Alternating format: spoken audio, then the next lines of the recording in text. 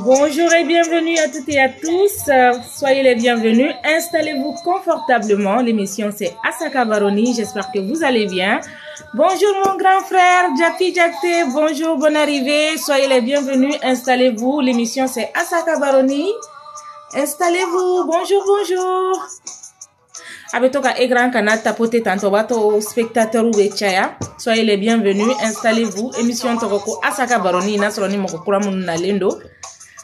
Installez-vous confortablement. Nous sommes là tous les mardis et les jeudis à partir de 10h de Bamako, 11h de Paris. Bonjour. Djombana, bonne arrivée. Conte Moussa, soyez les bienvenus. Installez-vous. Bonjour, bonjour. Abela Djelenin Soroma, Maïmouna, bonne arrivée.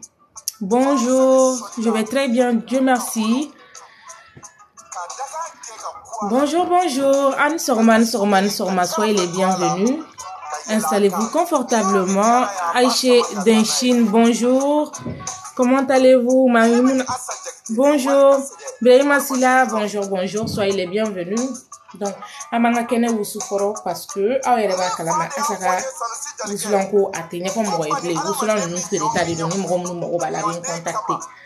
Donc, amto kana kene wus. Hein?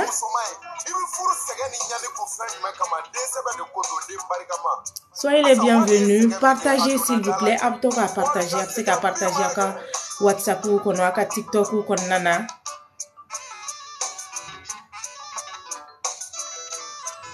Donc toujours à mes émissions contest for l'émission le contest c'est quoi? L'émission s'appelle Asaka Baroni avec un TikTok sans faire la les mardis et les jeudis à partir de 10h de Bamako, 11h de Paris. Moi, vous message tu n'as pas problème, je viens, je l'expose sur TikTok à mes directs tickets. Problème, mais il y a pour que conseil dit. Moi, je suis juste l'animatrice, je ne fais qu'animer. Je ne fais pas de parti pris, je ne fais rien du tout. J'écoute seulement les gens, mais mon rôle la medron, ou pas problème, mon chimambou la medron. Je viens à Olivena, à appel ou bien à message ou c'est pour que kafa idée ou dit. Là sur le numéro 3 mon n'allez l'eau, ni à chien collègue émission y a écran sans fin là, à abonné à un compte TikTok là. Ni compte TikTok qui est déjà abonné à mes YouTube pour l'instant fait pour les gens qui n'ont pas le temps qu'à la job y a tebe mon mununga heurma. À mes YouTube sans fait, à YouTube kaba tapiko Asaka Baroni émission Bella Djelembe. À la Djeye no fana aboka commentaire ou bla no fana aboka conseil ou bla. Balé Traoré, bonjour, bonne arrivée. Saint-Para, je vais très bien, Dieu merci. Salimatou, bonne arrivée. David, soyez les bienvenus. Barifo. Binet Doumbia, bonjour, bonjour. Salam alaikum, wa alaikum salam. Sori Keita, j'espère que vous allez bien. Installez-vous confortablement. Son numéro c'est ça, on a mis appel ou d'aile. Ame tempo amatoni mo sira ke adoma ame tempo donc appel ou bedele awi wole li ke ka conseil outi ni aw minnu bɛ yen nɔ ko problème b'aw da la k'aw bɛ fɛ aw ka problème ka ɲɛfɔ Asaka Baroni sanfɛ pour que aw bɛ se ka solution sɔrɔ a la cogo min na pour que aw bɛ se ka conseil sɔrɔ a la cogo min na Aïssata Paye Diakité bonjour bonne arrivée j'espère que ça va Gassama Fodé bonne arrivée ni aw minnu bɛ yen nɔ ko problème b'aw da la k'aw bɛ fɛ a ka fɔ Asaka Baroni sanfɛ vous pouvez me contacter au 0034 66 2 09 55 69 0034 c'est l'indicatif, le 66 2 09 55 69. C'est aussi pour des gens qui voudraient faire des partenariats avec Asaka Baroni. Ni aw fait un partenariat avec Asaka Baroni, le numéro c'est aussi pour vous. Ni aw munu be fana ko be faire publicité ou ka to ka passer Asaka Baroni konna le numéro c'est aussi pour vous. Ni aw munu fana be ko problème de ba de la ka be faire un problème ka nyefo Asaka Baroni konna le numéro c'est aussi pour vous. Voilà. Donc, installez-vous dans peu de temps. Amena thème fort. Dans peu de temps seulement. Ambatoni Mogotara spectateur Tiara Doni. Matou, je vais très bien, Dieu merci. Comment allez-vous? Keita Chek. Amala, ça va ici? Ça va très bien, Dieu merci. Gassama, merci beaucoup. Tapotez vos écrans. Écran canal, tapotez cœur, mounubebla, like, mounubebla, ou tous spectateurs bechaya comme ça. À mes sujets for Jona ou la mochama bedou. Après que cadeau, il y a des cadeaux à donner. Fleurs, nous mettons à boire. Au lieu de transformer quelques cadeaux. Donc, pour des gens qui ont des cadeaux à donner, après que cadeau bla, tout est la bienvenue. Diar Kourouma, buenos dias, que tal Demzi, bonjour. Afou Koulibaly, ça va, Somrobeli, Idrissa, bonjour. Omar Monke, bonjour. Koulibaly Sarah, merci beaucoup. Bonne arrivée.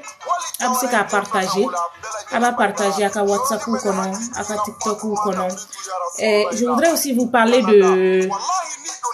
de Saïfade Couture. Ni mo monote Saïfade Couture dans avec golf la ni aw munu be no ko aw mo be coupe nyuma nu na ka bazin na ka vaccine wa ka tissu u be che kalali ka u be muso kalali ka dem senta o mo koroba u ba bela jelinke aw se ka Saïfade Couture contacter ou sigiro benembe ba ko jikoro ni golf mo ko numéro de téléphone c'est le 00223 74 48 98 10. Je pense. Attendez, à Kanata, pour les audio, la décalé.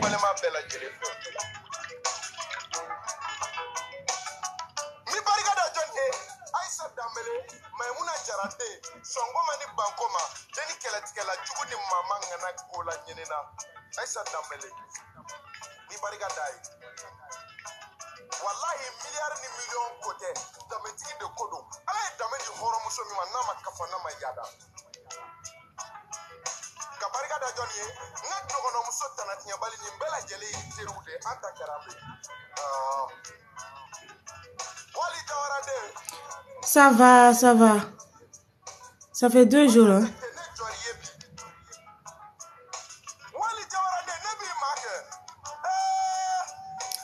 Walaikum salam, grande sœur. Oumou Kamara, bonne arrivée, bienvenue. Voilà, donc le numéro c'est le 74 48 98 10. Est-ce que le numéro d'Afara? Non, ma famille, après attendez, mais là, il y a une émission qui a mais ça il faut des coutures moka numéro pour aounyana ou sigero belle no bako jikoro ni golf ma o mo be fini kala tala après que vous contacter pour que quoi coupe ni manu quoi fini na mana ke jien yoro ayre ba o mesure temps na ba da ni yoro ka jandro aba o mesure temps.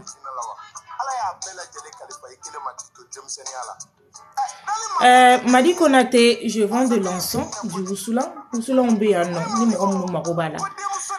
Parfum Djou Béano, ni Morom Béano, Kolute Woussoulan, Sissi supporté. Parfum Djou Béano, des diffuseurs d'huile essentielle. Au d'un coup, bloc, on a aussi des secrets de femmes, des secrets d'hommes. Nous avons contacté au 0034 66 02. Mais quel numéro qu'on nous connaît les flèches à la. Ah, John, mes numéros il a déjà qu'à faire une cagnani, mon numéro faire l'état nous en contacter au 66 02 Kofi me kila ka numéro fo. Numéro ni mina to ku sebe ngabla ya ke to ha. Mina to ku sebe ngabla nya ko pour que ka nya fo yana nya. Na mo go be ni numéro en ni mo go mi mo go bola. Ob se ka donc TikTok en konna na ni émission bana ob se ka do TikTok konna na. Ob ni numéro en tani numéro ni Asaka Baroni fembe nu mo go be fere fa una mu mo go be publicité la mu mo go be partenariat la mu be fe ku ka problème nya fo. Abe do nga TikTok konna na o numéro be no. Ça il fa de couture mo go yana émission ngaba mina kla ko luka numéro fo awnya na yam. Allez à Keto. Voilà, donc installez-vous, à partager. Ni mo sera akaya doma ambe thème fort. Ayame. Mamadi Konaté. 0034 66 2 66 2 09 55 69. Numéro Nanaya Tajuna. 66 2 02 66 2 09 55 69. Abutoka ta câble domino kungolo abutoka pam quoi. Ananasano donc profitez en même temps. 0034 66 2 09 55 69. 66 2 09 55 69. 0034 oui indicatif. 02 tala yamea. Câble nana donc ay numéro tata ayata juna. 0034 66 2 09 55 69. Ninda teliara o koni o numéro koni be TikTok fambe koni na obsika tota. Anta Karambe, bonjour, bonne arrivée, soyez les bienvenus. Aminao, bonjour, Madame Momo, bonjour.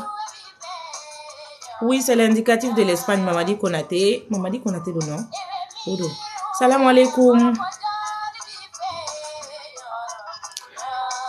Awa, Aïssetou, mega numéro inde fois tanto. Il profite Jona, Awa, iga numéro inta. 0034 66 2 09 55 69. Voilà. Moi nous me fait aucun problème nya fo moi nous mo ba usula kasandu manu no nous be no ko aw fana mo be anga usula ta pensinina ame ni pensini ni do anga usula na ni mo be nuna mo be anga huile essentielle ou la diffuseur d'huile essentielle mo be partenariat publicité problème de ba bolo ka nya fo 0034 66 2 09 55 69 comme numéro nana o jonga foni lengi doni ame. Ah Mariam câble mbi to ka pété de mais ça me brancher ça donc il faut profiter en même temps avec numéro intajona dans ma famille avec donc TikTok konana. Partagez s'il vous plaît. Djiboura bonne arrivée ou DJ Boura Dido. DJ Boura bonne arrivée. Monsieur Coco bonjour. Sympa Ahmedi bonjour. JT bonjour. Abou Sefa, bonne arrivée. De rien, Awa.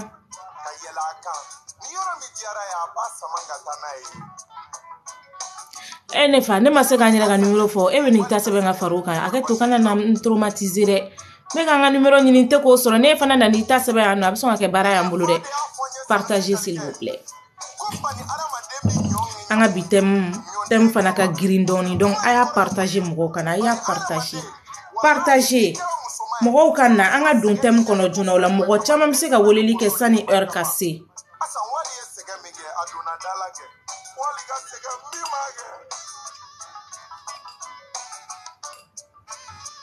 partagez les amis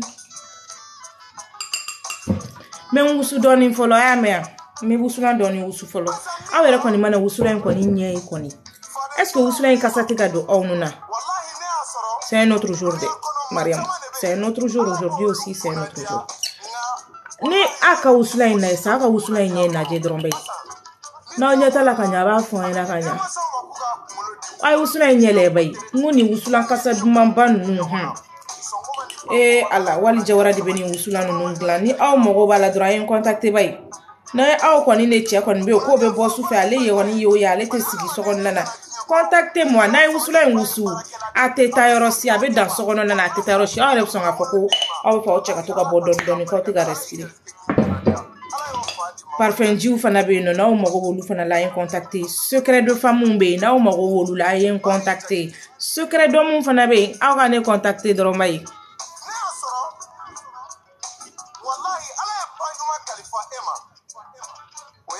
J'ai peiné ma femme. C'est là Rokia, bonjour. Ma Koulibaly, bonne arrivée, ça va? Yoro Mariam Touré non voilà donc Mariam connaît odeur tenir kata Mariam nga sokonna be lamini sans non Maïmouna bonjour ça va somo be di ko ribashi tawla Fatmata Diarra j'espère que ça va Soisa bonjour Amega sense doni nga 600 manango abe 600 na abe ta 96 la ta sana nantra sana metem al maklanga kumala o mo mega ne makono wa on commencera sans massa aba essayer ka temfo Installez-vous. L'émission c'est Asaka Baroni. Bonjour et bienvenue à toutes et à tous. Amabiso Ramadaina Tembe Ambalmamso Doka. Ambalmamso Koko ale furulendo. De ba ale na cheni nyokonche ana che sigile me extérieur de là. Ko chaque mois ou sigile me extérieur de là chaque mois toi ou be wardo bla a de nga compte là. Ale chebe barala chebe usarata ale reba do chembe sarabarita mais chete foi ke sogono nana ale che skabo ka so sara la ube so min konana o so sara la chete foi ke oluka du konana demsenu nga besoin shi amagotala dumini munu be dun sogono che magotala ale be demsenu nga wari mi ale bi to ka demsenu nga wari mi bénéficier par mois ale ba occuper a deunani odi ale na deunga femsenu abo sani odi ale ba ka sokono dumini fon sani odi ale ba ka besoin fitinu keni odi jade ni dalen do wari kan ko foni muso te to ka wardo de tike ka bo war fana la kana di alema ale dunde pale ni chen furla nyoma fo kana se bima don kelen da kelen chama delika ka sarata folo ka foko ma chérie ko 50 € fleni ni mine kika e kungo kana de pale na che furla fo biotale na che ni nyogonche ale de munu soro ni tubabu be ka to ka wardi o demseni numa o wari che fana kelen fle ka ninda odika non seulement tu as besoin foi que son nana na bora oluka so sara la je répète bien na boru ko douso sara la tu as denka banata nyesra la denka foi ta nyesra la denka fini sans couchi sans non o tiem magote ni shila ale be wari to bo be to ka waram dali ma par mois ale be o war de taka ka besoin fitinu satisfait ni oye ka deun ka fen bela jele keni oye donc chéri fana kelen fleni ka foko al ni chéri fato bena kenema aba fa wonyana ko carte ko ne muso be to bu be wari mindi ko ali ne par mois ko muso tse ka fone ma ko 20 € la ka ni kenini ko chéri unde pale ni chéri furula fo bi ali 10 € amadeli ka dali ma folo ko ma chéri ko ni mene iki kunglane ni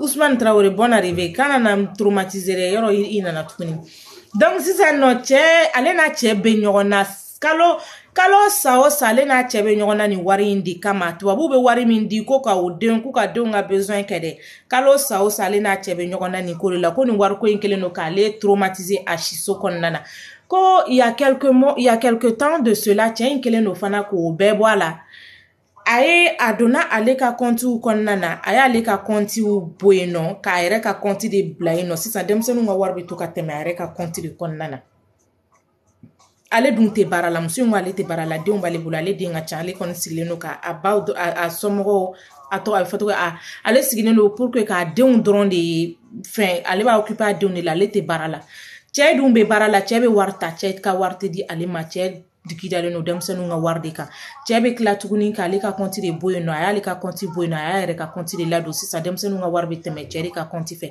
abeta sani mise abeta bidru sani ke kanu bla sokonna nana o ya bani abe war tota ka le re dun kun keleno ka ke ni wari nunu jigina le be pari dowla ale kumbo war do boala ka pour que ko o pari nunu sara pour que ka to ka re ka besoin doni satisfait ni oyi ayi ko tchedun jigdaleno ni wardeka na soro ni conseil mi mo mon bolo je sais pas si vous avez bien compris mais haklu fara nyogon aka kla ka tem ka siga kan tuguni ka nyafo onyana donc appel kon daile la sani mo mon be fe ka appel ke woleli ke obsika woleli ke pour que ka ko idée ou fo dans le plus grand respect s'il vous plaît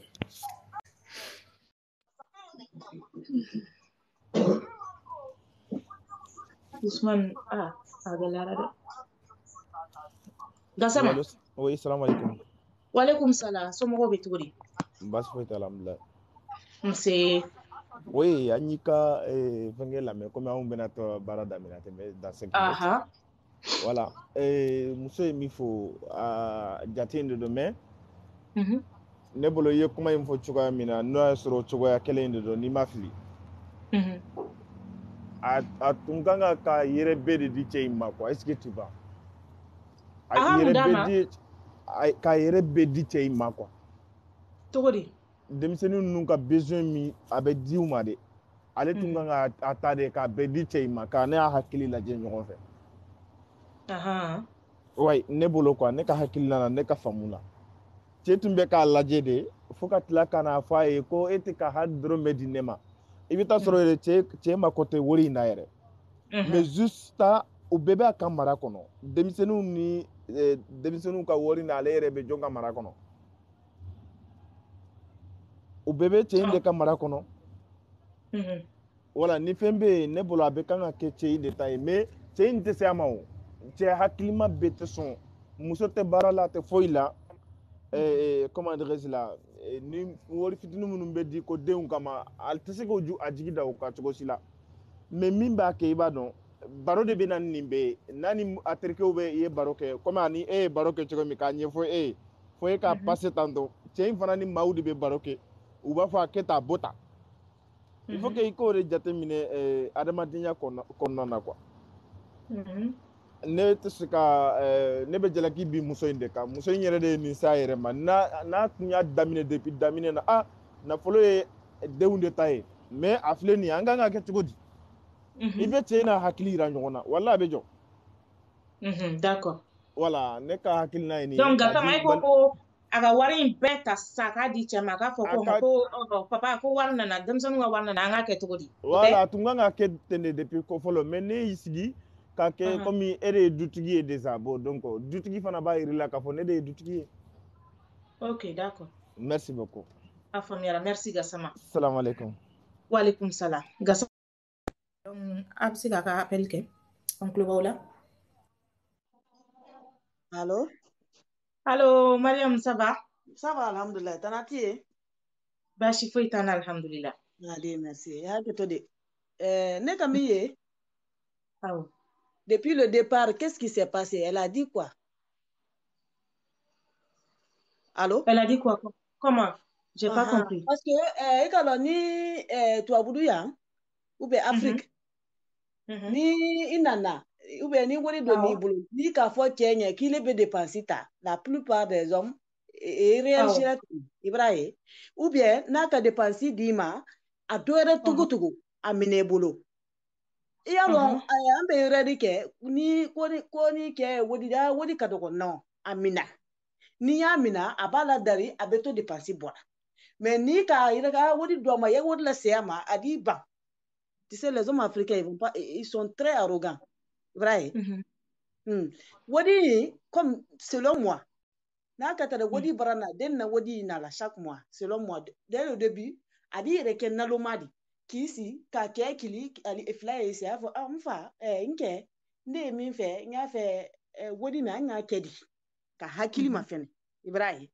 an ye wadi kɛ di n'a ko ko an y'a fɛ an y'a kɛ ten ne ni par exemple kɛ de sa fɔlɔ awa ne ye mɛn ta ele ye mɛn ta ala fɔ awa ne bara mɛn ta a da ni toujours den saba la a da fɔ n ba ele ye den fila o ta ne bara den kelen ta i kalon furu rɔ n'i y'a fɛ ka dususuma sɔrɔ wadi ye problème na la l'argent c'est grave parce que a situation so bara na mɔɔ dɔ ma sɔrɔ i b'a ye wadi c'est très grave wadi le furu siaman sala dunya tɛmɛ dɔ surtout Europe yan wadi man ɲi i b'a ye donc a b'a yɛrɛ kɛ naloma de le a tɛ se ka wadi bɛɛ ta k'a di cɛ ma de mais a tun ye si de début k'a ma ɲininka n fa an ye wadi kɛlɛ de ka hakili ma fɛnɛ ni hakili ma i b'a ye d'accord a tun kan ka wele kɛ donc ayi toujours ne min fɔra a y'i famaji a y'i sabari wadi a y'i ni bɔ a kan a ye courage ta ni den ye wala école la a wa baara wadi ni wadi nara butun a ye dɔ ta a y'a di cɛ ma o tɛ foyi di d'accord o tɛ foyi kɛ la wadi wo na billahi wallahi ndele k'a fɔ tuma na idin kililon dɔrɔn ou bien ndine la live ma da idi a témoignage kɛ ni wadi wa ko di kɛ o ma billahi wadi wo tana kɛ o na fala a wato baara min kɛla ale di nafolo sɔrɔ ka kata min kɛmɛ billahi ala tɛ gi tɔlɔ nɔrɔ a y'a do d'a ma ale do t'a bolo d'accord i b'a ye a ye do d'a ma fewu o te foyi tiɲɛna ma fo n'a ka baraka don a den dɔ.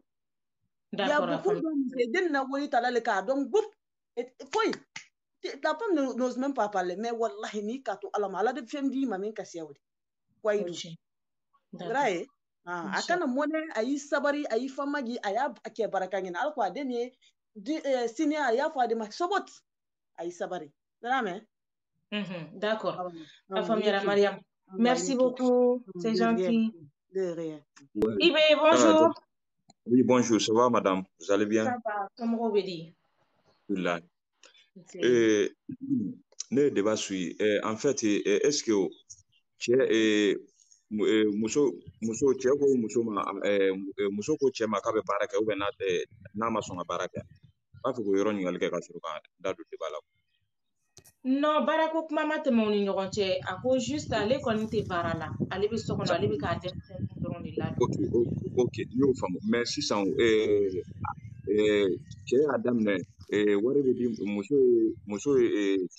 cɛ y'a kɛ cogo di donc muso ka compte yɛlɛma cɛ ye muso ɲininka wari de la wa n'a ma sɔn ka wari d'a ma wa ou bien donc ni a y'a minɛ ka denw ka compte de yɛlɛma ka muso ka compte to a ko ale ɲinabagatɔ de tora ale bɛ ka denmisɛnninw ka wari makɔnɔ mois dɔ la wari tɛ ka jigin ale donna ka compte kɔnɔ ka taga ye k'a fɔ ko cɛ de kelen don k'ale ka compte bɔ yen k'ale ka compte ladon donc ko wari jiginna cɛ ka compte de la sisan nɔ ka sɔrɔ foyi ma tɛmɛ ani muso cɛ a kuma ma tɛmɛ ale n'a ni ɲɔgɔn cɛ k'a fɔ muso ɲɛna donc muso ni kalo ta in na donc e bɛ jɔ ni gage e bɛ jɔ ni courant ye donc ne bɛ continuer ka so sara o si ma tɛmɛ ani cɛ ni ɲɔgɔn cɛ foyi o si ma tɛmɛ ne la ni ɲɔgɔn cɛ a ko cɛ in kɔni a soucielen tɛ du kɔnɔ foyi la koyi k'ale cɛ soucielen don fɛn kelen cɛ kɔni bɛ baara kelen min kɛ so kɔnɔ o ye ka so sara ye hali ni buru bana ni safunɛ bana so kɔnɔ ale de bɛ safunɛ san ni denmisɛnninw ka nin wari in ye ale bɛ diɲɛ latigɛ ni so sara bɔra la ko cɛ tɛ foyi kɛ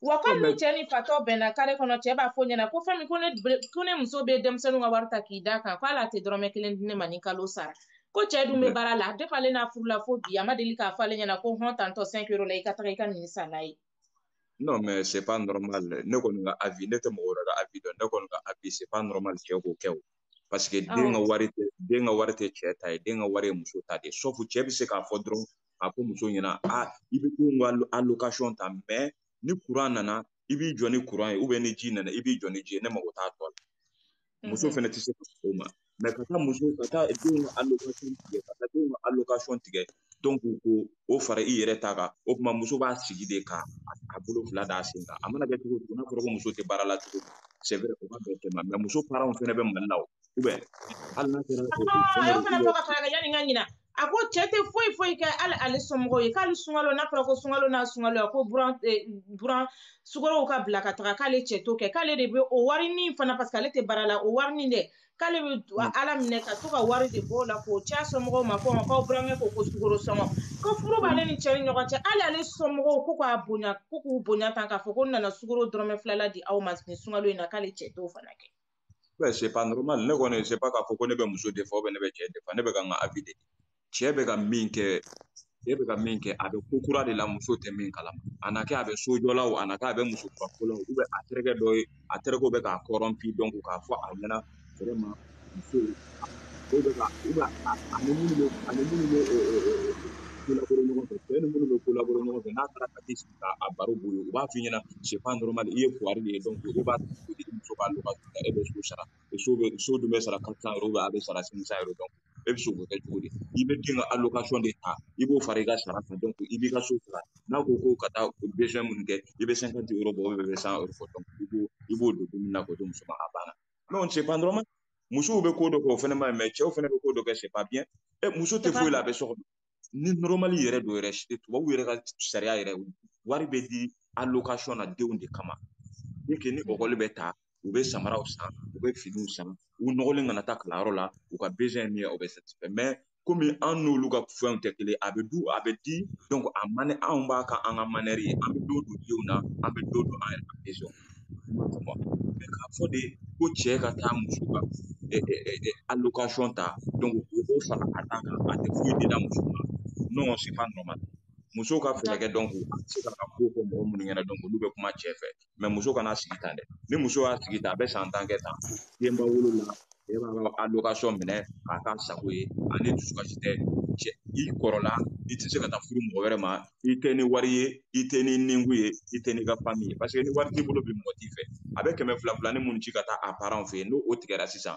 don kelen don fila parents minnu jɔ vraiment donc ni wari t'i kun i ni parents tɛ se ka bɛn quoi i m'a faamu hali n'a kɛra 10 euros de ou bien 15 euros de n'i b'a bila ka taa di i parents ma donc u hakili bɛ sigi donc en même temps fana u bɛ dugawu k'i ye bon n'a sɔrɔ wari tɛ e bolo hali e parents tin tɛ bila quoi kuma t'i denw ma parce que fa bɛ ka min k'i la donc i b'a fɔ k'i k'o busanmisɛnnin da i parents ni i den kan donc parce que se t'i ye parce que muso filɛ nin ni fɛn kɛra a la donc se t'a ye donc a bɛ dimi ou a b'a kɛ mankan ye kuma misɛnnin ye donc o dun b'a sɔrɔ i kɔnɔfa den bɛɛ wolo a ka cɛ lasigi a ka cɛ fɔ cɛ ɲɛna mais comment ça ale sera k'o kɛ cogo di o compte ta k'o yɛlɛma Ala, avec un cracher, je sais pas bien de mi korowa avec un cracher de. Ayi non ça fait tali peut-être Ok, d'accord, il faut qu'Ala Dieu qui a kuma laban fɔ pour que an bɛ Dramé fana ka lamɛn. d'accord bon ne ka kuma laban min ye vraiment a ka essayer donc a ka kuma ni a cɛ ye ka vraiment ko kun bɛ cogo min na a ka ko to o cogo la n'a ko ko hali a ka courant de sara ou bien a ka ji de sara donc a bɛ se ka participer k'o sara mais a ye min kɛ nin ye vraiment donc a ka essayer a kun bɛ cogo min na a k'a bila o cogo kelen na. D'accord. Voilà. Ok. Donc ne Ça b'o faamuyara Ibe. Merci beaucoup. C'est Merci. gentil. Oui, Dramé, bonjour.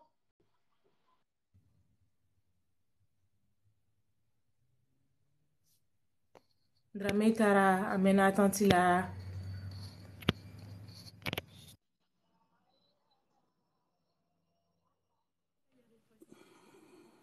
Allô, Oumar. Allô? Allô? Oui, bonjour. Bonjour. A komi dɔ in yɛlɛla ne ɲɛ o ou bien c'est bon? Ok. Je Donc, peux parler? ne kɔnɔ k'e de bɛ ne ɲɛ o. Ok, Y a pas de donc souci. n tulo b'aw la. Kɔrɔkɛ ye fɔlɔ k'i ta ɲɛfɔ kɔrɔkɛ. D'accord. Ok, merci. Ala k'an to ɲɔgɔn Amin. Asa. Nam, I John ni bɛ kuma la. sɔgɔma fɔlɔ. Nse. Umar. Umar, bonne arrivée. Ouais, ça va. Somɔgɔw. Tɔɔrɔ tɛ. Ouais. Aïcha de, ça va, somɔgɔw. Kɔri basi tɛ? Ouais, basi Au foyi fait, tɛ walayi. oui, ne bɛ ka débat in lamɛn. Moi, ne mana pour que k'a juger dɛ, mais ne nana ka solution de di quoi. Awɔ, an bɛ o yɛrɛ de ɲinina kan. Voilà, au fait, le problème est que a bɛ ka kafu ka wariko min fɔ nin ye. Franchement, nin wariko in yɛrɛ ne t'a dɔn maliyɛnw yɛrɛ bɛ nin wariko in kɛ cogo min. Au fait, wari in di kun ye denmisɛnninw ka baloko de ye. Awɔ. Den minnu bɛ wolo Faransi yan u ka se ka dumuni kɛ ni wari in ye u ka se ka samara san n'a ye u ka se ka fini san n'a ye fa ta tɛ ba ta tɛ. C'est pour les enfants. Et kafu b'a do de kama. Bon, ça c'est mɔgɔ si denmisɛnninw de ta ye wari ye, ça c'est un. Bon, i ka débat in kɔnɔ cɛ bi baara la a bi so sara. Moi, je me pose la question, pourquoi muso fana tɛ se ka wuli ka baara kɛ au fait salaire bi kɛ fila ye cɛ b'a ka salaire gérer muso fana b'a ka salaire gérer k'a ka dépenses b'o la. L'argent que la CAF y donne o bi ta dɔrɔn k'a kɛ denmisɛnninw ka balo sɔngɔ ye. Là tout le monde est tranquille. Ne kɔni ka hakilila o ye. Ne ka hakilila o ni muso bɛ se ka wuli ka baara kɛ a yɛrɛ b'a ka salaire ta a yɛrɛ ye cɛ fana b'a ka salaire ta comme d'habitude parce que cɛ bɛ so sara. Au fait muso ka salaire ale de a b'o k'a ka dépenses ye denmisɛnninw ka wari o bɛ to denmisɛnninw ka dumuni sɔngɔ dɔrɔn n'u ka samara sɔngɔ n'u ka fini sɔngɔ la. D'accord. Bon, et puis a ye kuma dɔ bɛ kuma in kɔnɔ moi je crois pas à ça parce que oui a b'a dɔn dɔw bɛ to k'a f'i ye ko mɔgɔw bɛ baro fankelen fɔ baro ye fankelenma ye quoi. Jamais de la vie yan Faransi yan parce que n'a fɔra ko allocation Faransi de don kafu tɛ sɔn la CAF ils vont jamais accepter que cɛ ka taa muso ka compte yɛlɛmɛ o kafu ti Faransi dugu si la nous y a donc des jours lendemain au bâtiment parce que on va faut que non voir man a dit tchamakan a dit nous parce que c'est la femme qui s'occupe des enfants. Absega voulait ligue français quand tout bella ka jirnal bon moi je suis pas venu pour juger moi je suis pas venu pour juger mais moi je suis venu pour donner une solution. La dame, si elle peut se lever, d'aller travailler, de prendre sa salaire tranquillement, et puis de laisser son mari, lui aussi, il va gérer, salaire géré. Là, tout le monde est tranquille,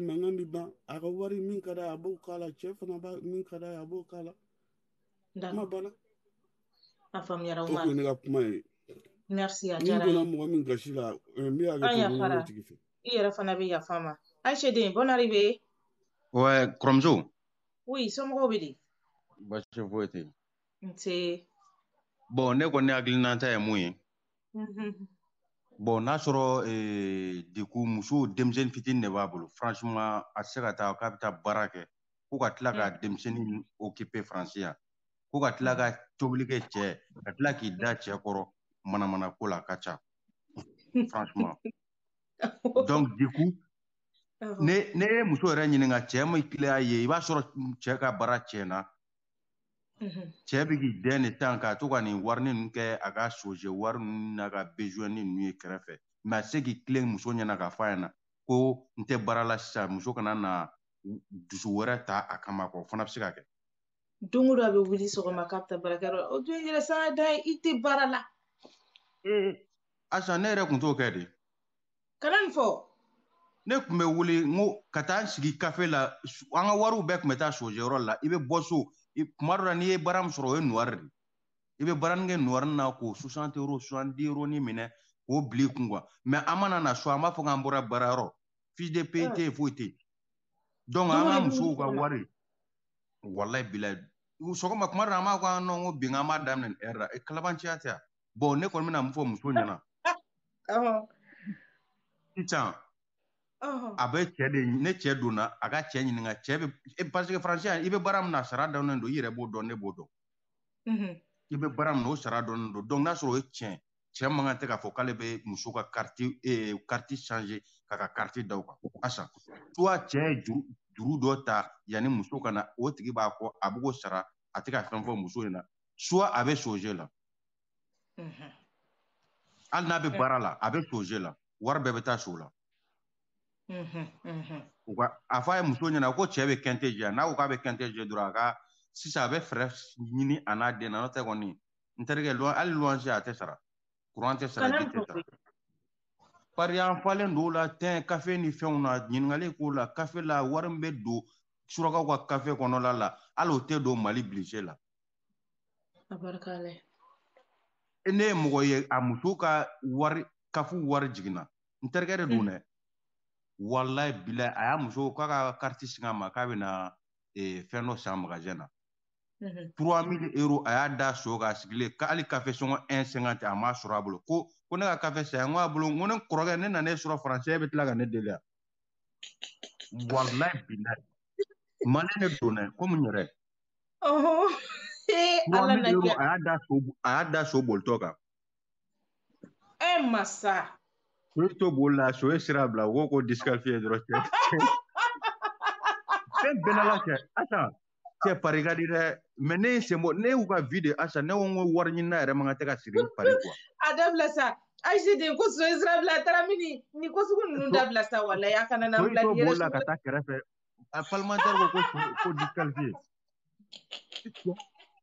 ko se k'ale ka wari la ne ko mais n terikɛ e m'a tigi ta ka ban a bɛ k'i ka wari la dɛ muso k'a bila a kunna sisan nin ye cɛ siɲɛ fɔlɔ ye bon problème dɔ tun bɛ cɛ da la mais n'a sɔrɔ nin y'a siɲɛ filanan ou sabanan ye a siɲɛ fɔlɔ tɛ dɛ a ko depuis ni kafu wari in daminɛ na ko cɛ bɛ nin de la ale de la cɛ bɛ soje la asa grand sœur wallahi bilahi cɛ sunkurutigɛ tɛ dɛ maliyɛn filɛ nin bon an ka sunkurutigɛ filɛ ni muso kɔni t'an bolo an bɛ sunkurutigɛ pari mais ni muso b'i bolo so kɔnɔ non muso kɔni ne sɛgɛnnen don ne y'a mɔgɔ baden u b'u t'u ka muso ka carte de minɛ wala an b'a fɔ u bɛ bɔ u musow fɛ k'u bɛ taa maraji la bon su fɛ ni mun bɛ sunkuru tigɛ n'o fana ta ɲɛfin na sunkuru tigɛla ta ye mun ye. Achede an balimamuso ka message donnen filɛ a ko kuma bɛɛ k'a bɛ so papiyew y'a cɛ poche kɔnɔ. Asa ne tɛ nkalon Asa i ko ka ne i m'a ye ne ka baro ne dɔrɔn n bɛ bɔ ka hakilina fɔ cɛ ne vira nin bɛɛ de cɛ la so wari bɛ ka da so kan o. An balimamuso ko tɛ ne ko kuma bɛɛ k'a bɛ so papiye y'a cɛ ka poche kɔnɔ dɛ. Walahi Asa n tɛ nkalon tigɛ i ye ne de n'u tun bɛ yala ne ni siya Asa ɲalala pari koyi i b'a ko Asa wo kɔnɔla ninnu bɛ taa sigi de k'a lajɛ a bɛ kɛ cogo min na parce que mɔgɔ lakale ninnu o tɛ tiɲɛ ye quoi a ka k'i yɛrɛ ɲɛna ne tun bɛ n sigi u b'a da so kan tan de.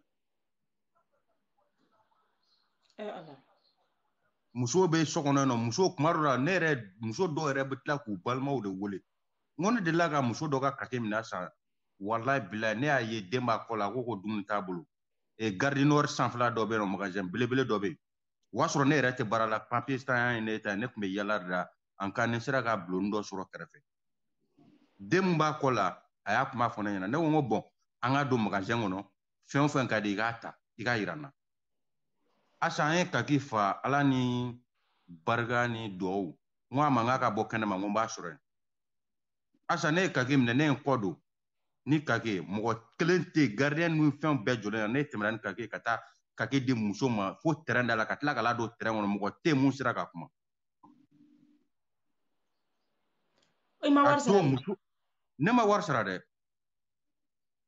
Achede wala ne ye kaki minɛ ka kaki fa tɛn n bɔtɔ la o waati y'a sɔrɔ n bɛ dulɔ min n ye kanati 2 bila n kun n yɛrɛ y'o min ka sɔrɔ ka muso ka kaki d'a ma ko ne tɔgɔ tɛ ne cɛ jamu tɛ ne cɛ taa i ni den ka don kan bɛn ne y'o fɔ a ɲɛna ne ye n kɔ don fo bi muso tun bɛ na kasi ne ɲɛna ne tɛ sɔn o ma ne taara ni sen filɛ ne ko ne tɛ dɛ ala de ye nin nɔgɔya i ye dɔrɔn kɔngɔ b'i la kɔngɔ bɛ ne yɛrɛ la a banna parce que ne b'a dɔn u cɛw ye mun kɛ quoi u cɛw bɛ mun k'u la so kɔnɔ ne b'a dɔn caman bɛ yen nɔ an bɛ bagala an musow ma dɛ Asa mais furu kɔnɔna la n'i b'i cɛ fɛ bon muso nin fana n bɛna muso nin sɔn dɔ f'i ɲɛna kun bɛna a tɛ ka kuma cɛ bi de ta digira la n'o tɛ nin t'a siɲɛ fɔlɔ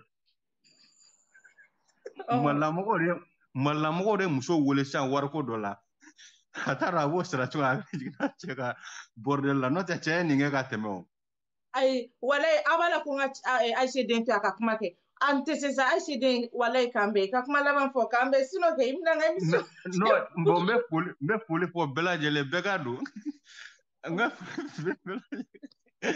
k'an bɛn jeudi walayi ka kuma laban fɔ i ka taa walayi n yafara yɛrɛ de walayi ok donc n bɛ foli kɛ i yɛrɛ n'i ka kanubaga bɛɛ nse walayi a y'i ka foli laminɛ et pourtant an balimamuso dun ko a cɛ bɛ songer dɛ a ye solution ɲini dɛ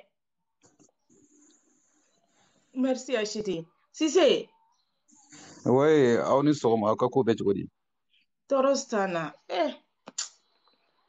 bi sɔgɔmada in na débat fɔ Sise a ka débat ka di mais ne tɛ France ne bɛ Allemagne mais ne bɛ dɔ bɔra kuma kɔnɔ sɔn a tɔgɔ ye Umar ne b'a ka kuma sɔn ji la quoi i b'a dɔn a b'a yira ko Umaru bɛ ko nin dɔn ka tɛmɛ mɔgɔ bɛɛ tɛ cɛ filɛ ka mina kalisa mɔgɔ bɛɛ t'o ɲɔgɔnna ye adamadenya kɔnɔ muso ni ale cɛ kun ye fɛn bɛɛ kariti ta ka d'ale ma ale ka fɛn wari bɛ n'ale ka compte la waati bɛɛ n'i y'a ye cɛ a minɛ la sigi fɛn dɔ bɛ yen ale muso yɛrɛ kuma dɔ fɔ e yɛrɛ fili kuma de wari min bɛna denw ka ko la o e bɛ to wari ta ka to kɛ ka pari kɛ o ka ɲi yɛrɛ fɔlɔ wa k'a ko k'a dépense de ye Umar mais an ka e ta tɛ o ne ta tɛ yan ne b'a Allemagne yan de mais yan wari bɛna denmisɛnninw ka wari i tɛ mɔgɔ si ni mɔgɔ bilatɔ ɲɔgɔn na o la yan i bɛ taa sɔrɔ cɛ bɛ wari min ta cɛ b'o wari ta ni Allemagne yan n'i ka cɛ bɛ wari ta la ka ban Allemand bɛ den dɔrɔn de sara o t'i muso sara tuguni parce que u b'a fɔ ko cɛ bɛ baara la e bɛ jɔ n'i ka muso ye den ka wari min bɛ na o bɛ jɔ ni denw ye n ka kuma la mais muso ma droit c'est que cɛ ye fɛn dɔ de ye muso nin na a bɛ ka wari nin ta ka taa tiɲɛ de k'a wusa denw ma e muso de dɔrɔn t'a la mɛ i ma cɛ t'a la mɛ c'est que ale mɔgɔw bɛɛ kuma dɔ fɔ i bɛ se ka muso t'a dɔn mɛ cɛ bɛɛ tɛ se ka kɛ mɔgɔ kuntan ye muso cɛ min sera k'a muso labɔ fɔ Afrique ka na n'a ye Europe ya o bɛɛ tɛ se ka kɛ mɔgɔ kuntan ye jamais mɔgɔ tɛ se ka i muso labɔ Afrique ka tila ka na k'o ma ye juguya et puis ka tila ka carte ta k'a d'a ma ka denw ka compte wari ka na la waati bɛɛ ka tila k'o carte minɛ a la c'est que fɛn dɔ bɛ yen muso tɛ yɛrɛ de tɛ ka ɲuman kɛ muso fana ka ɲi ka taa baara fana ɲini e fana ka ɲi k'i sigi cɛ kɛrɛfɛ wari bɛna kalo kalo e nana e yɛrɛ y'a dɔn sisan wari bɛna kalo kalo wari tigɛra a ti ka na tuguni e yɛrɛ ka ɲi ka jate minɛ sigi wari mana na e ka ɲi ka ti sigi cɛ kɔrɔ a tiɲɛ na ni kalo wari nana sɔn ne bɛ to ka kɛ nin de ne bɛ to ka kɛ nin de e bɛ so wari sara la c'est vrai mais ne bɛ to ka wari kɛ nin ani nin de parce que kuma de t'i ni cɛ tɛ o ni kuma tun bɛ ni cɛ tɛ kalo kun bɛ sa a y'a tigɛli min kɛ e kun ka ɲi ka ti sigi cɛ de kɔrɔ fɔlɔ ka kuma n'a ye munna i ye wari compte yɛlɛma c'est que muso yɛrɛ de man ɲi n'i ye muso ka système lajɛ dɔrɔn c'est que a ma tilen ka kuma yɛrɛ fɔ n'i ye hakilima sigi dɔrɔn k'a lajɛ mɛ dɔrɔn i b'a dɔn an kana furu sali ko kuma la denmisɛnninw kun wari nɔfɛ ko dɔ la quoi ce n'est pas bon furu siri yɔrɔ ka girin o ma furu sali ko kuma fɔ dɛ Sisi non mais kuma min fɔla ni yɔrɔ nin filɛ a bɛ na furu sa ye parce que ni cɛ bɔra nin yɔrɔ kalama sa ni cɛ bɛ na kɛlɛ kɛ n'a bɔra yɔrɔ jumɛn kalama jumɛn ni cɛ bɔra kalama sa k'a fɔ ale bɛ k'a ka kuma ta ka vie ta ka na bila mɔgɔw ka o ka hakilina fɔ a ka nin cogo la ta ce n'est pas joli mais ni cɛ min fana sɔmina ko nin y'i ka histoire ça veut dire ko y'i jogo ye ko de Sise ye non mais est-ce que e ye cɛ fana ɲininka cɛ fana m'a ta fɔ fana ka n'a kɛ ne ma muso ɲininka ko muso de nana ta fana ɲɛna jogo kuntan bɛ cɛ e bɛ denmisɛnninw ka wari ta cogo di ka t'o kɛ e bɛ denmisɛnninw ka wari ta cogo di non mais e bɛ denmisɛnninw ka wari ta cogo di ka t'o kɛ fɛnkɛkɛla ye a tɔgɔ bɛ di parikɛla ye pourquoi c'est que défaut dɔ bɛ yir'a la muso yɛrɛ la ni cɛ fana kun ye wari ta sa ka taa kɛ sosola ye e fana kun bɛna kuma dɔ fɔ muso fana cɛ fana kun b'a fɔ bon ne fana bɛ dɔ t'a la n fana bɛ to kɛ ka taa n ka ko dɔ bisɔn dɔ kɛ n'a ye donc muso kun bɛna kuma fana la ok a faamuyara Sise ça ce n'est pas bon d'accord merci a faamuyara 223 ne b'a dɔn Fransika cɛw bolo bɛ se ne ma yan bi n'Ala sɔnna ma i ni sɔgɔma nse baasi foyi t'an na alhamdulillah balimakɛ bɔra kuma min fɔ sisan jɔn sisan a bɔra ka kuma min fɔ awɔ i b'a dɔn kɛlɛkɛla fila an b'a fɔ tiɲɛ tɛ muso in bolo dɛ i n'a fɔ Ayisa den yɛrɛ fana bɔra k'a fɔ cogo min na bɛɛ ni sɔn de don awɔ kote jugu bɛ na mais a ka nɔgɔ i bolo ka dɔ in ta de fɔ k'i yɛrɛ ta to 223 ni écouteur de b'i tulo la i b'a lajɛ k'a labɛn dɔɔni sinon an tulo t'i la ka ɲa dɛ non écouteur t'a la dɛ awɔ n ko i b'a dɔn kote jugu bɛ mɔgɔ o mɔgɔ la mais a ka nɔgɔ i bolo ka dɔ in ta de fɔ k'i yɛrɛ ta to yen parce que fɛnkɛ Abulayi Koyita delila k'o de fɔ a ka waji la ko muso dɔ delila ka question dɔ poser ale fɛ mais ko kɛra cogo min na muso y'a fɔ k'a daji a yɛrɛ de la donc ale ye kiiri tigɛlen k'a bila o yɔrɔ la u taara découvrir k'a sɔrɔ muso ye min fɔ tiɲɛ t'o la donc mɔgɔw bɛna min fɔ wajulikɛla ye nin fɔ ta alors que nin cogo tɛ k'a sɔrɔ kuma fɔra ale ɲɛna cogo min na ale ye jugement k'o cogo de la donc ni kɛlɛ kɛra ni ko kɛra a ka ɲi i ka kɛlɛkɛɲɔgɔn a fila bɛɛ ka kumakan de lamɛn yanni i ka juger ne yɛrɛ hakilina ye dɛ o ye ne yɛrɛ hakilina ye sinon Faransi kɔni bɛɛ b'a dɔn a cɛ n'a muso bon bɛɛ ni sɔn de don mais fɛnkɛ i tɛ se k'i yɛrɛ ta fɔ mais a ka nɔgɔ i bolo ka mɔgɔ wɛrɛ ta de fɔ donc ne aw faamuya sisan ni musow nana ka n'u ka problème fɔ ne ɲɛna ne k'u ɲininka n ko i cɛ ka numéro di yan n k'u cɛ fana wele n k'i muso ye n wele a ko tantɔ donc i fana k'i ta fɔ ne ka ko man di aw ye aw tɛ fɛ ka ne y'aw ɲɛna tiɲɛ tɛ an bɛ débat de don bɛɛ b'i hakilina de fɔ n kɔrɔmuso tɔgɔ an bɛ débat de la donc ni musow y'u ka problème fɔ ne ka t'u cɛw wele k'u ɲininka n ko aw fana k'a ka idée fɔ pour que n ka s'a fɔ cogo la cogo min na n ka émission na aw ni ce sa aw tɛ ne fɛ an bɛ débat de la anw tɛ kɛlɛ in kɔnɔ e tɛ kɛlɛ in kɔnɔ mais anw bɛ an hakilina de fɔ n'est-ce pas a faamuyara Encore monsieur Togoma. Nam. Bah, ça va pas marcher comme ça. On peut pas faire ça. Afam yara 220. Salam alaikum. Wa alaikum salam. Ma laje ka drame fana la me yame. Encore monsieur Togoma comme ne be mitala quoi, ne kuma tina chaya quoi. Ne ga tinna ko ni comme chembe ka kuma munu foten quoi. Tiɲɛ yɛrɛ la an tɛ se k'a fɔ ko jo bɛ nin bolo tiɲɛ bɛ nin bolo mais ko bɛɛ n'a taga bolo ko bɛɛ n'a na cogoya parce que bɛɛ fana ka citation tɛ kelen ye cogo min na quoi sinon ni ne yɛrɛ kelen ɲininka ne yɛrɛ a citation tun bɛ ne yɛrɛ ka waatinin dɔ la ne bɛ muso ɲininka n b'a fɔ ko vraiment n mako bɛ nin wari hakɛ in na n mako bɛ nin wari hakɛ in na o cayara mais kɔfɛ a nana ne lasigi k'a ɲɛfɔ n ye ko tiɲɛ yɛrɛ la n b'a i ka wari ɲiningali ko cayara nin waati in na mun kibaruya b'i bolo Afiriki ne yɛrɛ y'a fɔ a ye n ko tiɲɛ yɛrɛ la kibaruya tun tɛ n bolo mais n tun y'a dogo a la quoi kɔfɛ a nana lajɛ ko a bɛna wari ko nin latigɛ ne n'a cɛ donc kɔfɛ ne yɛrɛ nana o dɔn ko sisan n'a y'o kɛ dɔrɔn komi ne yɛrɛ bɛ baara minnu na sisan n mako bɛ na sa n tilala ka na sigi k'a ɲɛfɔ a ye n ko tiɲɛ yɛrɛ la n bɛ baara de la o don n bɛ k'i ɲininka wari la mais n'a kɛra cogo min na ne baara nin nɔgɔyara waati min na n bɛ se ka bɛn a ma cogo min na a bɛ se ka sara cogo min na an b'a sara o cogoya in na ne yɛrɛ kɔni bolo kɔni ni y'aw sigira ka kuma donc fɛn mun b'a la i bɛ se ka ɲɔgɔn faamuya o kɔnɔ e ni ta bɛnna la ouais ne nin ta bɛnna ma parce que ne yɛrɛ y'a ɲɛfɔ a ye ka citation bɛɛ ɲɛfɔ a ye komi n tɛna kuma nin bɛɛ ɲɛfɔ komi jama ka ca i bolo donc n bɛ kuma lasurunya quoi fɛn bɛɛ ye kuma de ye quoi n'i sigira ka kuma fɛn mun bɛ yen dɔrɔn muso bɛ se ka cɛ hakili suɲɛ k'a kɛ cogo bɛɛ la ka hakilina dɔn k'a sɔrɔ hali ni mɔgɔ ma fɔ komi i yɛrɛ ye muso ye ne yɛrɛ ye cɛ ye muso ni cɛ kɛra cogo cogo muso kɔni wallahi fo n'a man di ye sinon don dɔ la i b'a sɔrɔ yɔrɔnin dɔ la a b'a hakilina bɛɛ f'i ye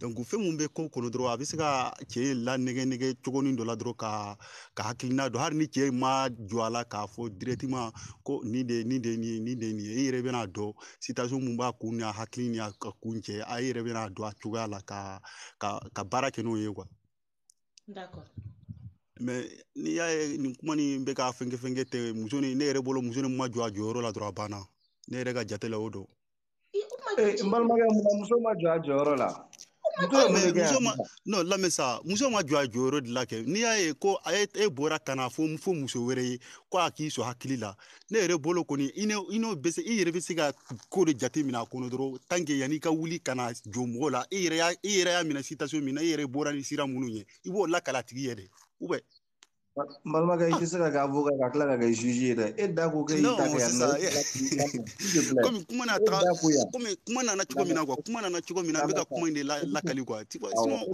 ne yɛrɛ bolo e y'i ta kɛ yan e y'a dɔn k'e ye faute kɛ o e de y'i muso la e y'i ta kɛ yan e y'a dɔn k'e ye faute kɛ e y'i muso la ne y'a dɔn i jɔ sa parce que e yɛrɛ kɔni b'a dɔn sisan an bɛ Europe kɔnɔ sisan ni ko caman bɛ sisan n'an y'a fɔ k'an bɛna fɔ musow ye hali i tun bɛ jɔ wo min na i tɛna jɔ a la mais n'a gɛlɛyara i bɛ se ka jɔ k'a kuma nin ɲɛfɔ dɔrɔn a même temps a bɛ ɲɔgɔn faamuya a kan ou bien mais e de ko muso de jo t'a la muso b'a cɛ la sigi ka kuma o dalilu t'e bolo o ye fɔlɔ ye filanan o lamɛn sa ne bɛ ɲininkali kelen dɔrɔn k'e la wari in y'o muso de ta don wa cɛ de ta don wa denw de ta don aw ka ne jaabi o la ba denw de ta don mais a même temps i jɔ sa ayi ne bɛna kuma f'i ma e de ye muso furu n balimakɛ k'i bɛ s'i muso kɔrɔ muso furu in ti diyagoya mais aw ye wari dɔ sɔrɔ ko wari in t'aw fila si ta ye denw ta don e kan k'a dun wa ko k'ale yɛrɛ kɔni t'a dɔn ko tubabu de y'ale furu ou bien ale cɛ de y'ale furu ko dépense kelen k'ale cɛ t'a k'ale ye dɔrɔmɛ kelen t'ale n'a cɛ ni ɲɔgɔn cɛ k'i b'a fɔ ko misi ka a ye sa a ye kuma dɔ faamuya yan'i ka moyen dɔ sɔrɔ cɛ yɛrɛ sigi ma nɔgɔn dɛ cɛw yɛrɛ bɛ jate min aw yɛrɛ b'a kɔnɔ fɛn mun b'a kɔnɔ yan'i ka moyen dɔ sɔrɔ n'i nana moyen dɔ sɔrɔ waati min na de i yɛrɛ bɛ se k'a fɔ ko n bɛ se k'i disi da ko caman kan mais yan'i ka moyen sɔrɔ wallahi billahi yuruguyurugu tɛ kɛ foyi ye wallahi n t'aw nɛgɛ o la Europe yɛrɛ ye cɛ ala k'an bɛ sɔn hakili la quoi o hakili in dɛ n balimakɛ ɲɔri ka moyen dɔ sɔrɔ ça veut dire que aw bɛ ka Europe cɛ tungaranke ninnu aw bɛ ka musow kɛ yɛlɛyɛlɛlan de escalier ka yɛlɛ u kɔ la non yɛlɛ ko tɛ sa cɛbakɔrɔ lamɛn aw minnu bɛ so yan nɔ anw diminen baro dɔw kɔrɔ Ni baro tumara ye nugo. Ubendo TikTok sa. Ni jani ke ha ni te mo chien fo le ka kuma fo ni wari ku ka fu mo wari tigabe jani fo ka fa. Ni te ka muso furu ka balo muso la ye. On dun fe an no tumara nge de wula o de fen be ka on fe ba ko on de muso furu ku balo ya. Mais aw bo muso furu ka kila ka balo muso ka ko fin social wa muso social. Aw te ka Europe gino boni. O taw yere to suto ala ye. No wula o na ko no wara be na faso le. Comme ne fle kana comme ne fle kana ni hakilina de ka fo quoi parce que haramaden quoi fin de vie quoi wati mbete se ka nyamugo bolo quoi wati ndo be ya be gela i bolo quoi ne ere ka jate la quoi ya o de be ka kuma ni fo quoi mais i muso ndenge itale do ndenge yimban ni ko ninga to fla ni nyoko te mais be muso voilà ne fle ko de fo quoi ngo ibebe se ka joka ka nyaira nyogo na dro ikanga tasira mun ka dro ibo fo yana aka se ni mbema kata ngore nyini ngo kono ne fle ka kuma info te mbine ne ni ndama be amawa ube ayi mais est ce que tiens fana be songa ga nyini ngali gale parce que do bora ne mane yere kama mais si c'est ta min te mana de cité ne klala ni na ko gara manoko de ne bulu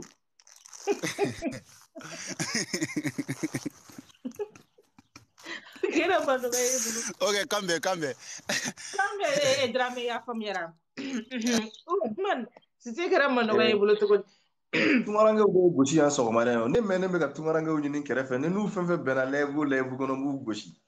Abu muso furu ka bonu yu so mo ko gore o balmo ko ka tano e ka kla ka na o waso na ka o muso be français o lezile. Ja 2000 euros ni 3000 euros ni kele ku yore. Awo. Salam alaikum. Wa alaikum salam. Diun de tay wari wa diun wari ba muso de tay.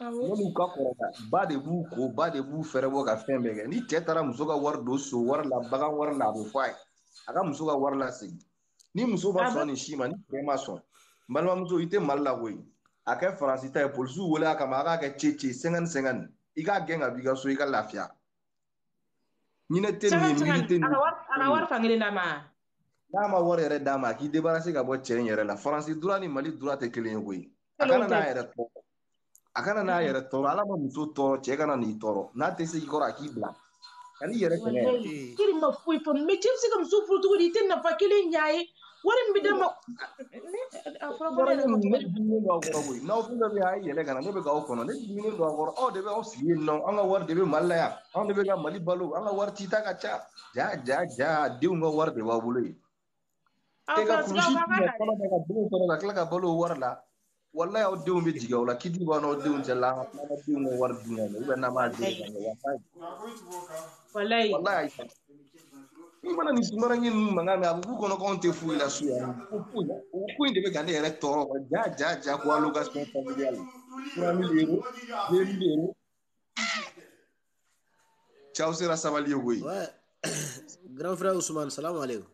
Walaikum salam balma ga ka kuma folo sise yele kana ne be ge yere de kono e terante na ni nari e kera manoko de ne bulu ne be ge yere de kono sise ok bon grand sœur ne me débat frère ne ga no ko jugu quoi alhamdulillah parce que ne frère no ko be Europe kono ya no muso temulo ni muso tigi sigilen te nyoko ga mais ne situation mi permet pour que ka do fa la mi se ka do ala mi se ka do fa ala fene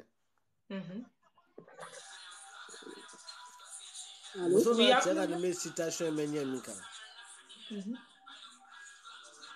je sais pas est-ce que radio mɛnɛ ne n'a sigi bɛ se ka radio faga quoi ou bien télé de don wa an t'a dɔn mankan dɔ bɛ dɔ kɛrɛfɛ alikalo ne tɛ pardon voilà ne yɛrɛ don dɔ de b'a ka téléphone kɛrɛfɛ yan merci muso k'a lajɛ n'a bɛ baara sɔrɔ quoi n'ale bɛ baara sɔrɔ ka taa baara kɛ quoi même ni cɛ tɛ baara la a bɛ se k'a yɛrɛ ka wari ta k'o k'a ka besoin ye i y'a faamuya no mais fɛn min ye denw ka wariko in kɔni ye cɛ yɛrɛ la ne kɔni bɛ se ka min fɔ la dɔrɔn cɛ jo tɛ o yɔrɔ la quoi parce que muso de bɛ jɛ ni den ka ko bɛɛ lajɛlen ye donc o la ni wari nana cɛbakɔrɔ yɛrɛ mɛn k'i ni da o wari kan quoi i kan k'o wari de bila i bolo kɔfɛ quoi parce que ka k'i n'a fɔ rien quoi ale ka pardon i y'a faamuya no donc muso k'a lajɛ n'a bɛ baara sɔrɔ a ka bɔ a ka taa ka baara kɛ mais cɛ fana k'a jateminɛ dɔrɔn a ka dɔn k'a fɔ muso na ale de fana y'a bɔ a somɔgɔw fɛ yen ka na fɛ ko ale b'a fɛ donc n'i bɛ mɔgɔ fɛ kɔni n'i y'a furu déjà i b'a dumuni de i bɛ fani de san i bɛ siyɔrɔ de ɲini ka d'a ma a kana nɔgɔ e kan k'i jija o de la toujours parce que wele fana fɛ kuma suli de ni tɛ se a kɔrɔ yɛrɛ don fana k'a fɔ ko n y'a bɔ Afrique kana n'a ye Europe yan o t'a la dɛ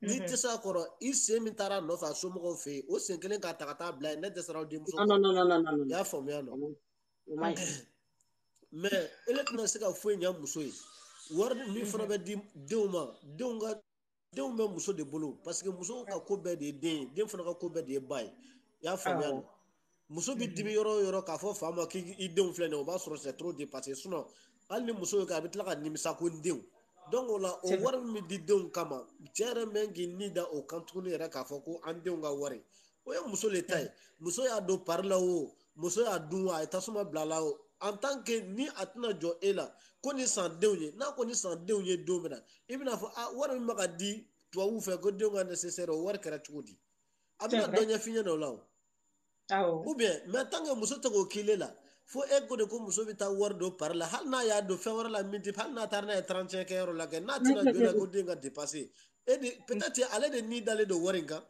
ou bien donc a bɛ fɔ cɛbakɔrɔ de ye kamalenkɔrɔ a ka bɔ ka taa baara kɛ a ka muso to tranquille la a ka lafiya quoi n'a tɛna se muso yɛrɛ fana kɔrɔ cɛ y'a fɔ ne ma ka kɛ ten quoi a ka polisiw wele polisiw ka kɛ 0-0 ye quoi bɛɛ n'i ta pour que a fana li bɛ lafiya quoi i y'a faamuya nɔ mais ko Ayise den wa Ayise den ale y'a min fɔ peut-être cɛ yɛrɛ bɛ sɔrɔ o de la yen o parce que muso yɛrɛ côté muso ko awɔ k'ale cɛ k'ale bɛ to ka so papier y'a kunna wallahi ni ka hali ni den hali ni muso t'a bolo yan den t'a bolo yan foyi t'a bolo Europe kɔnɔ wallahi n'a kɛra jouer kɛla de ye silamɛya k'a fɔ ko haramu dɔ tɛ dɛ o to yen n'a kɛra jouer kɛla ye wallahi kana fɔ ko n ka maa bɛ Europe kana fɔ ko n ka maa bɛ wari ɲini yɔrɔ la a tɛna wari ɲɛ i ye hali ni ba di wallahi hali a ba bɛ safunɛ sɔngɔ demande la a t'a sɔrɔ n'a yɛrɛ farala ba ka safunɛ sɔngɔ a bɛ taa don so la wallahi i tɛ se ka magi ni lakili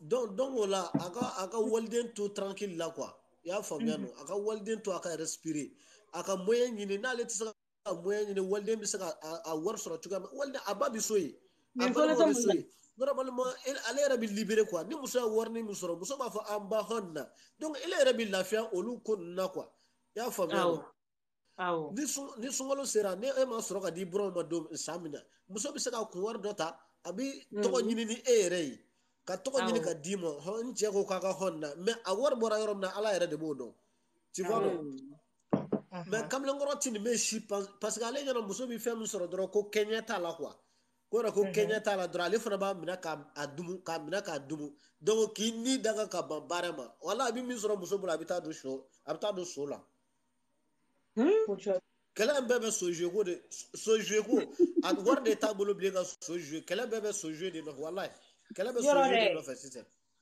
kɛlɛ a so jouer wari t'a kun tuguni o donc o la ale ni de dalen don denmisɛnninw ka wari kan ka taa so jouer n'a ye Tarawele tɛ ka kuma dɛ Tarawele tɛ balimakɛ de bɛ ka kuma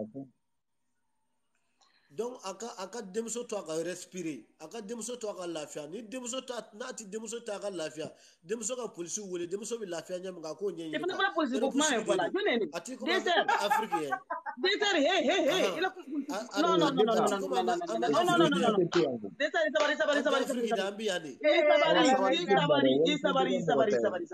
ele muso b'a polisi wele kama di dama lafiya wa non tu vois ni tɛna se ka lafiya a to tranquille la ko i ye bɔ i taa baara kɛ Ibrahim Dramé a kɛra fama ye koyi désert i k'i suma ji e polisi ko kuma ne ka kuma laban kɔni ye min ye muso k'a lajɛ ni muso bɛ se ka baara sɔrɔ kɛrɛfɛ a ka taa baara kɛ a k'o salaire ta ni cɛ ma dépense k'a ye don min a yɛrɛ bɛ se ka yɛrɛ ka wari ta k'o k'a ka dépense ye mais kɛlɛ yɛrɛ tɛ ale yɛrɛ ka dépense ko nɔfɛ kɛlɛ bɛ denmisɛnninw ka wari nɔfɛ cɛbakɔrɔ fugari de ni dalen don k'a ka taa don so la kɛlɛ bɛɛ bɛ yɛlɛ mais e yɛrɛ tɛ taa dilan mɔgɔ ma I b'a dɔn n bɛna fɛn dɔ fɔ aw bɛ ka kuma dɔ fɔ ni muso in wulila ka taa baara kɛ don o don walayi lafiya tɛ furu cɛ in ye cɛ in bɛ k'i ja a t'a dɔn de muso in sigilen bɛ so kɔnɔ a bɛ k'a muɲu k'a ku de mais une fois que cette dame là va sortir ka taa a yɛrɛ ta ɲini walahi cɛ in laban bɛ réfugiés fɛ yan nɔ Ani muso be barake an be arabi abi muso ani nani muso be barake na ay den wolo den be kalo wolo asisane ma bi don to lugono abita bararo la donc ale be war min soro al ni chama warda mo do na ba ra ko warta ka carte bancaire ba bolo c'est tout tu vois non donc oti problème mais dépasser bébé tabakoro fukare ka kuma tama bébé den ka warde no fe war me di dema ale be ode no fe ka to do sola ka so joni o e ka bambara ay to ko yera ko ni shira ni re kan ni won fana te ku no ne sogon ka subhanallah mais depuis c'est Europe ya France wallo jeu mi ce jeu hali to babu yera ta nyo jouer hali to babu yera ta saka nyo jouer billahi alors donc la salam alaikum kambale ma muso ala ka bana da mo quoi nabi aw bla amina ya rabbi ala ambale ma muso ma pour ce ma bala ba da matemanya ka ka tata pour ce ma bala Traoré Touré on clo wala ne ko alo aka min fo barako ay kelasi naka kelasi e kuma et ba kuma premièrement d'abord est-ce compte bancaire est dénible et ka compte là ka dénible parce que ni dinin ka 18 ans soron et ma compte là ka ya den fana dina rebelle akama et kana ke wudi drondam de somo ko men na ki de kebe de ma ça va pas ça atana bena idi se mingi na barka nyinin ke ini ala temana e kana ke woso de kana ke foidi mais à première position ay kada ay compte là ka dénible ani ke ici e kuma ay bara nyini ay babara nyini dépensing nke ne bara manfenson kota il est bon sarata ani gi c'est fini problème baraba wodi abe vide de na compte kono c'est fini c'est facile quoi parce que wodi ko problème c'est pas bon donc na ka bara nyini ay kela siye kuma e compte la ka dini wodi o beta ay bla de na compte la aba min so da so mo samba wala adi do mara adi ala besoin ke wala ay min kala bon kono do ke fa iko ka ambalma muso ka compte de dale demseni nunu ni warin jigina ka warin be bla demsenu ka compte la ay reka wuli aka ta barake oui mais ko chete dépenser que so non naka bena bara damina ani ke isi fola kuma afo aya ke bunya ni respect ko ni karama kono aya bunya nke nye bara nyinna ube aya fo nke bara nyinye ala bunya le wori ka bunya dama ka ira kala alele na radi muso nti nke ledi Ibrahim, tu vois, non? Ça fait aïra kala, allez le taille à l'édi. Comment y a-t-il dans le moyen-té? Alors qu'on s'est dit gagnant. Ibrahim. Donc, on a eu ok. Adi qui a dit si fina yore kele woro ou bien en tout cas ni akabara so bien le kele est d'abord fort. Ah moi je prends le manger, lui il prend la maison et le courant quoi gaz ou le bain. Quel autre ou bien aller de akoni ya partager kuma. Sans que kele make agisu kana yele akana dimi. Mais wodi yere wodi men yere beto ya bla dini na compte là parce que dini ba juste ça sera wodi te la compte là problème brana ça aussi c'est un autre problème dini siama ye wodi wala haketo de wodi wala ka jamba jugu mi ka ko jugu ke parce que ça joue c'est leur moral parce que ni dini sera université ya il a besoin de permis de conduite voiture tout anu ambe dini ni to wul tema ni a fait des valeurs et dama a fallait que comment dire situation nyuma doro akana kuna tien tu abul même il regarde tout ça farafin ma fo tu abul ma fo c'est farafin no vrai donc ok o ba ke solution bra soro be bra diama muso diama ke diama abla din na kotla problème bra familiara ay bara Traoré fe ka kuma Mariam fe dole be ka fo duguma en ko ki ka segi débat kan folo ko chebe so sara chebe courant sara be fenga ne ko ne ba o nyini ngawo chebe di kan na so sara wa be muso de kan so sara na Europe yando ça c'est normal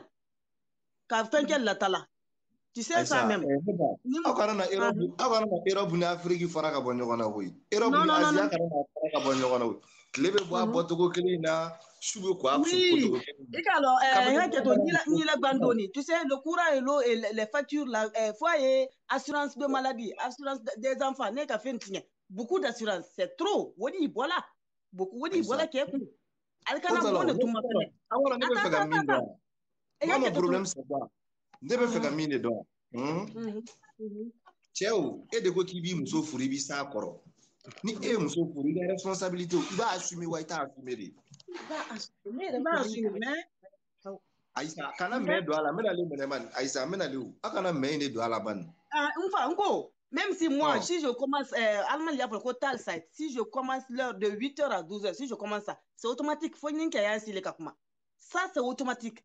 Je prends le manger, il prend courant et eau. Parce que facture, kadine naturelle, ça, enfin que tout ça, c'est trop. Ça, c'est automatique.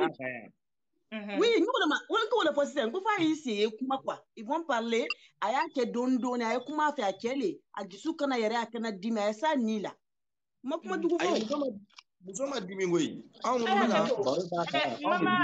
Sire be ɲiningali la ko yala cɛ bɛ joli de gagner par mois a bɛ joli de ne t'o dɔn Mama Sire o ma fɔ ne ɲɛna ne t'a dɔn cɛ bɛ joli gagner ne t'a dɔn ka loyer ye joli ye muso kɔni ko k'a bɛ baara la wa a bɛ wari sɔrɔ fana il gagne bien mais k'a ka dépense bɛɛ bɛnnen don par exemple Aïssata ni ne bɛ 1000 € sɔrɔ sa bon son kɔ 800 €.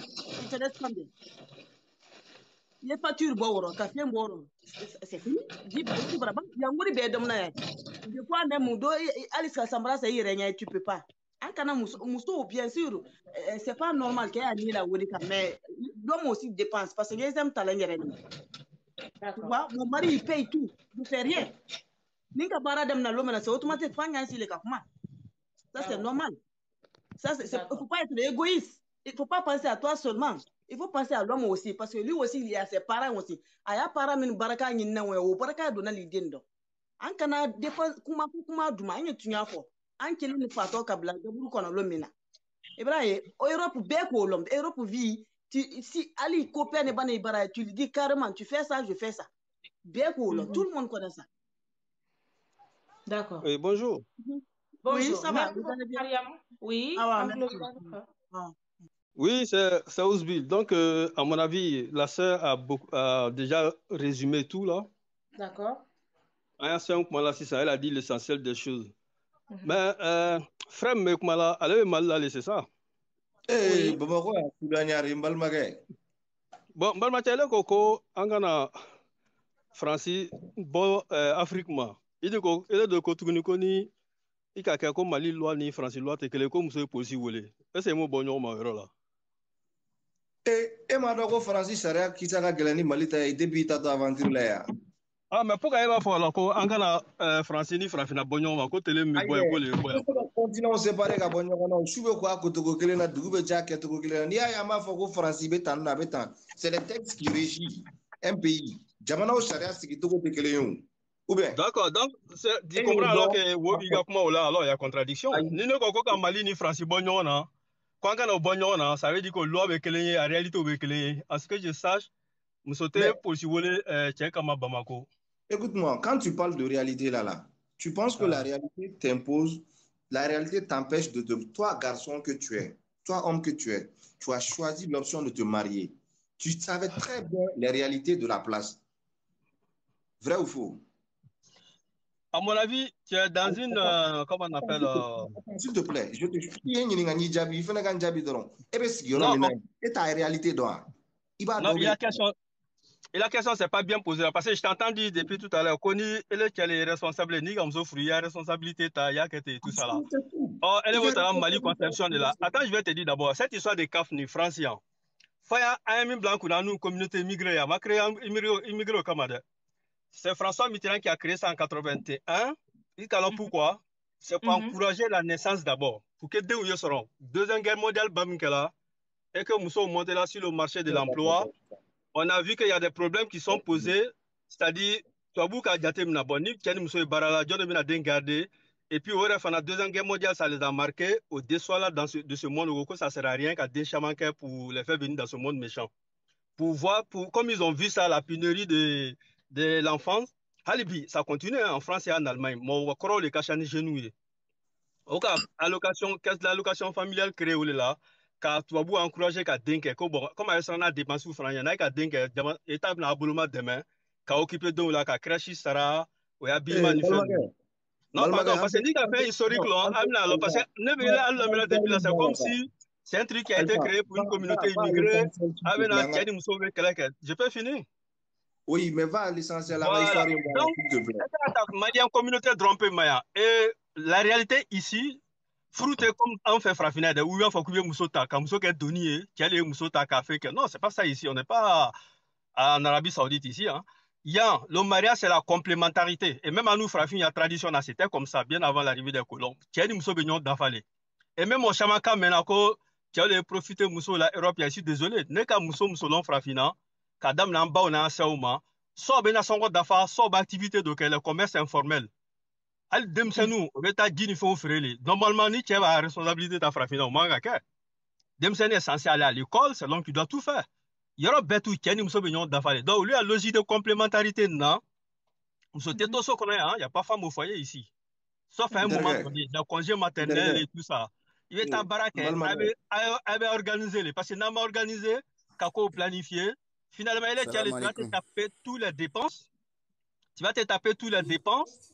Et puis, on a voulu voir tout le monde, il y a eu un étage au Bamako.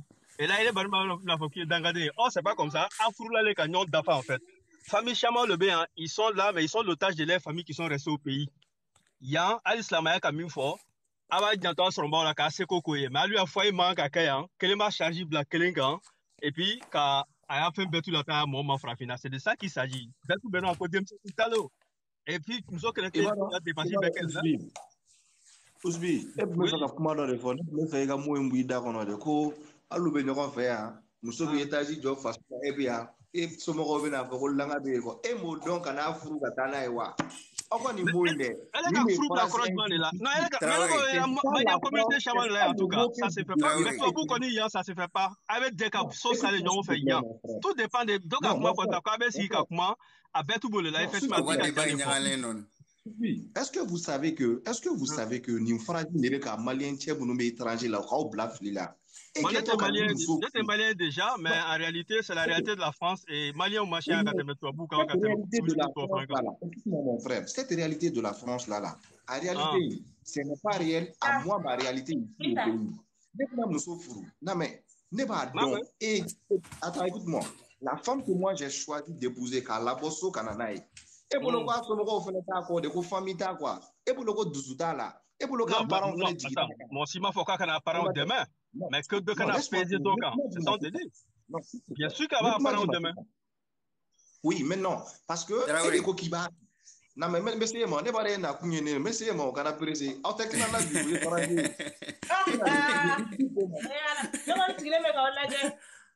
donc, elle va dans 6 ans. Et Ousbi, juste en parenthèse, et quand on a beau à façon coréen à Takanaï, et il y a voir dans la Djanye, quand on a Moussouara ou bien Mounaïma d'Ofroué, Minti Toro. Ini min be charge clan ko mun e mo lu fu ne ma fango muso bi to e fe nyana exemple du mani nga malien do fana la ya exemple wa mena le umbalmake mi e mi na no ka labo ya kataka nai ka kataki e ba fe nya be ba fe do jani be kama itara na e kui encore il faut prendre sa famille en charge pour qu'elle parle mal non, elle n'a pas dit que... Attendez, Ousbi, est-ce qu'elle est ta famille? Elle n'a pas dit que tu es qu'elle est ta famille en charge de... Avant, tu es ta famille, tu es en charge, ni tu es ni d'où sara, so sara bora la, ko ali nason ale de be so fembe sa.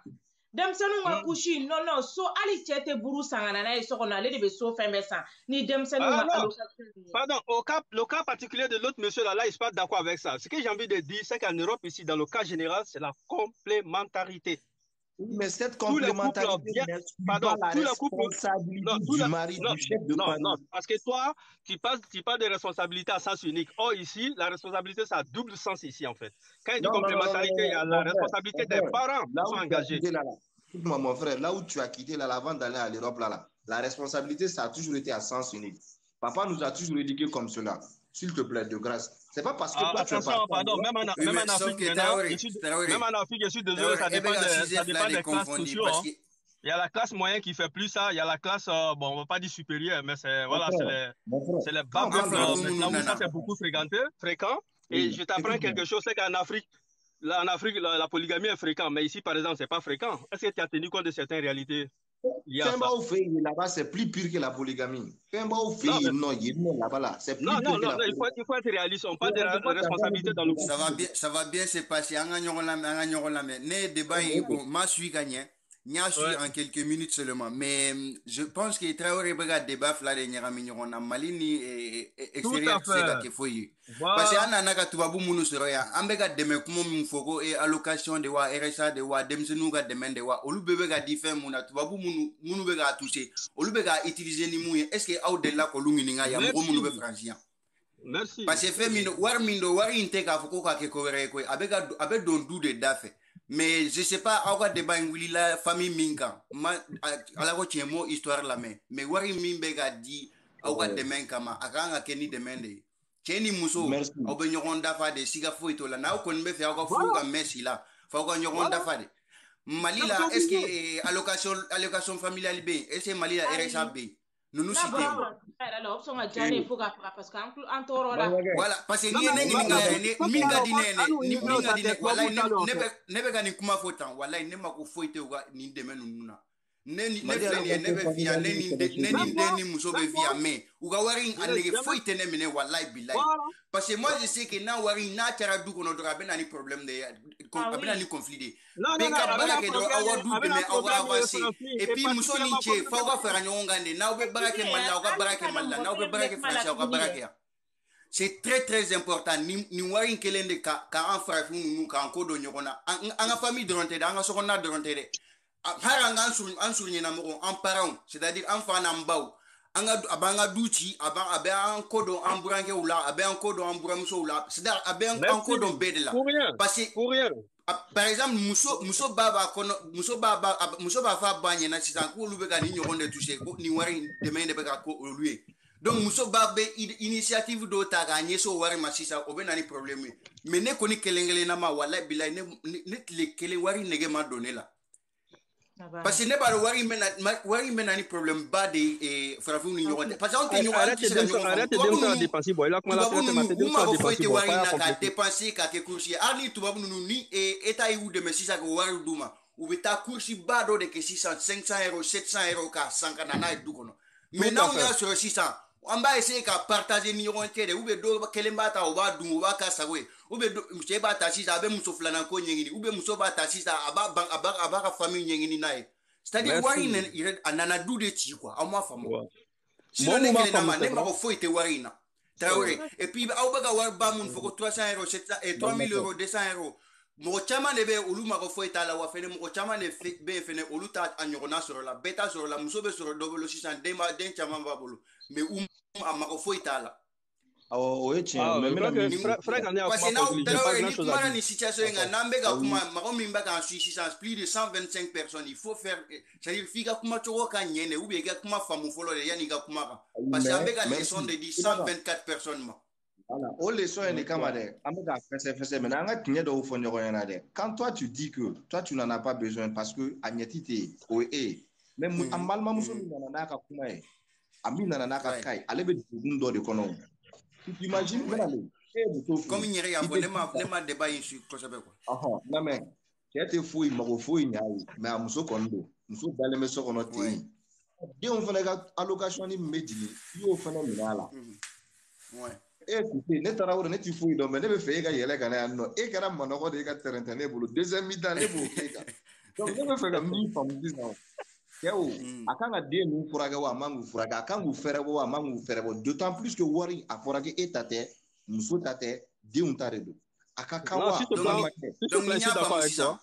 donc ni y'a faamu sisan état bɛ ka dɛmɛ de k'u ye o wari bɛ taa joli la sisan allocation muso ko ale furulen don na nga ɲɛfie ka ɲa a ko ale furulen don ça fait longtemps denw b'a bolo ale tubabu bɛ fɛn dɔ di ale denw ma n'u y'u ka allocation familiale in ye ko ale cɛ bɛ baara la saralen don très bien ale yɛrɛ b'a dɔn cɛ saralen don très bien mais cɛ ka baarakɛ wari dannen don a bɛ so dɔrɔn de sara n'a bɔr'o la cɛ tɛ dépense foyi kɛ sokɔnɔna na ale de occupelen don denw ka fini ko samara ko non so nasɔngɔ ale muso de occupelen don ni o bɛɛ ni denmisɛnninw ka non ça c'est pas normal ça c'est pas normal ça c'est pas du tout normal o tɛ ka accepter ça c'est pas du tout bien ale de bɛ charger so fɛn allocation comme ne filɛ k'a fɔ cogo min fo bi ni ye lamɛn bɛ sɔn k'an faamuya dɔɔni n'ale furula fo bi ale cɛ ma deli k'a fɔ n muso n ye baara kɛ ɲina nga ni kalo wari dira ma hon 10 euro la ikani kena ide pale furla phobia o matemale na cheni nyokoche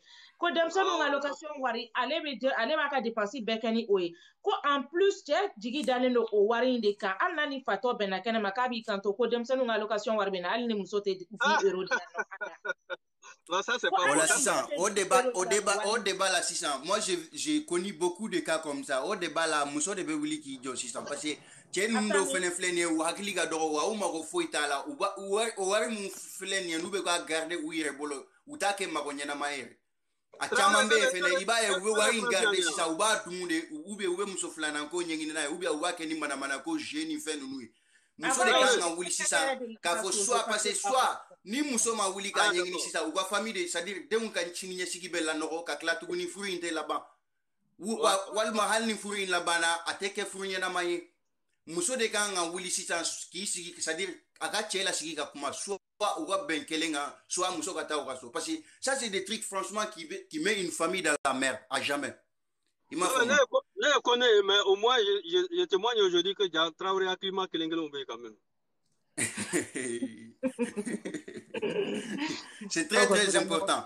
En tout cas, à ça, moi, je ne vais pas rester trop longtemps. C'était juste quand Haglnata faut parce que je vois qu'il y a beaucoup de personnes qui vous suivent et franchement, il y a fait les mimba faire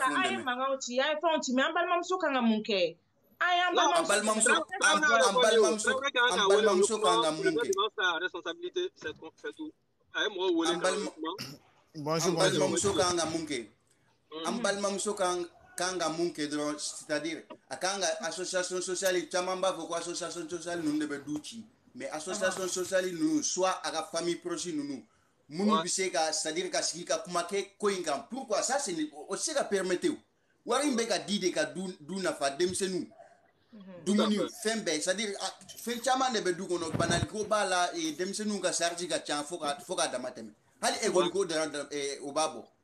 Franchement, soit association sociale, soit à la famille proche, nous devons gagner pour que la solution soit là. Mais nous sommes moi, je peux parler. Moi, je peux parler un peu. Depuis la débat celui-là, c'est très c'est important quoi. C'est ni africain coupe chambre ça là bibi nan. C'est même de communication.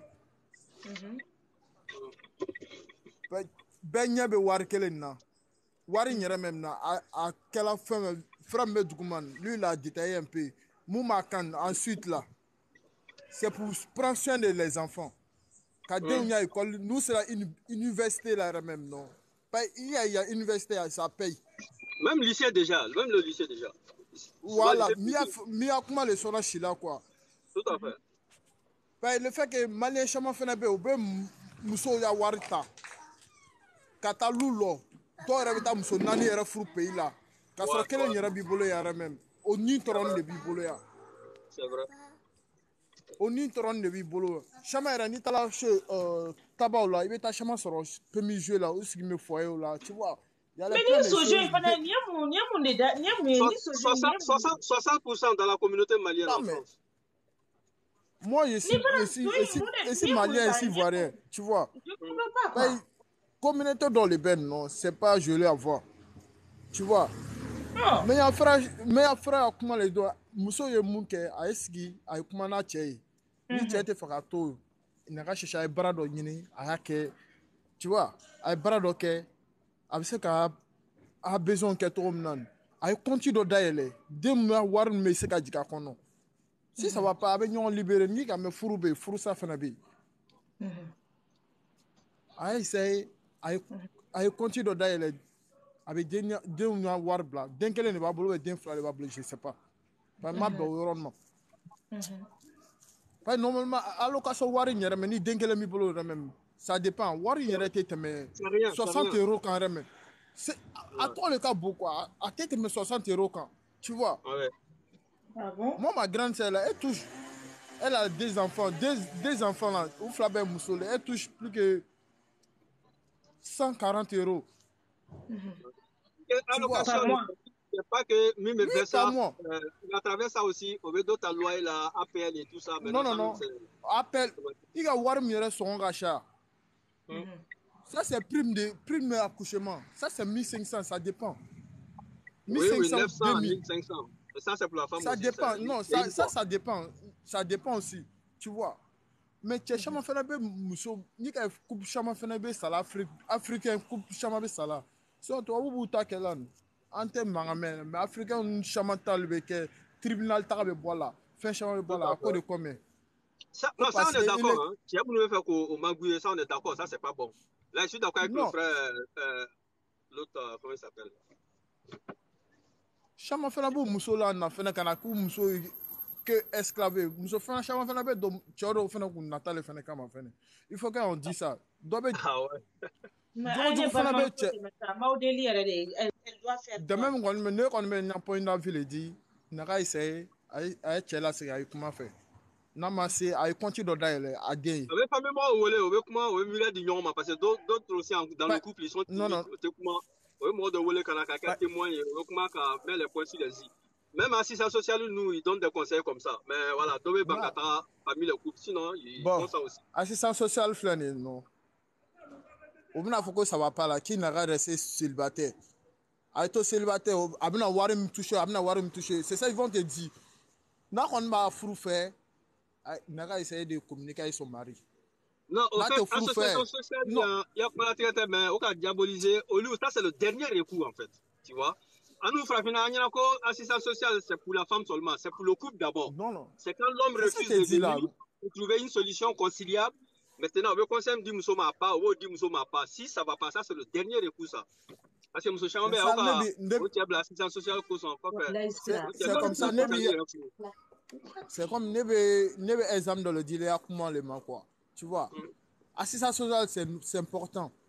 Avec ce conseil d'ordiment, en travers fenêtre, si ça va pas, nous un frère nous faisons chaque fois be dernière location warta kata ke travail mais jeluka.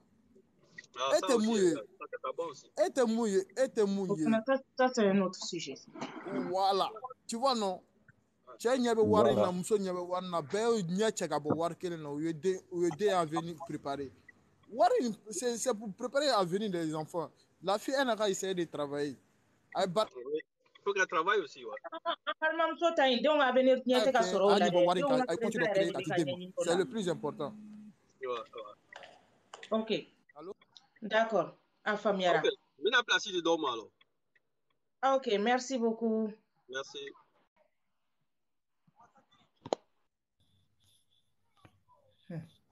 Ni allocation ko yan toro la. Aya kala kama wakati. Alors ko ko François Mitterrand ko de ko indamne wa. Abe mini asararia. Kaka singana ka warta kambal mo anga mo ko furuko kelale no. Amina somo dum.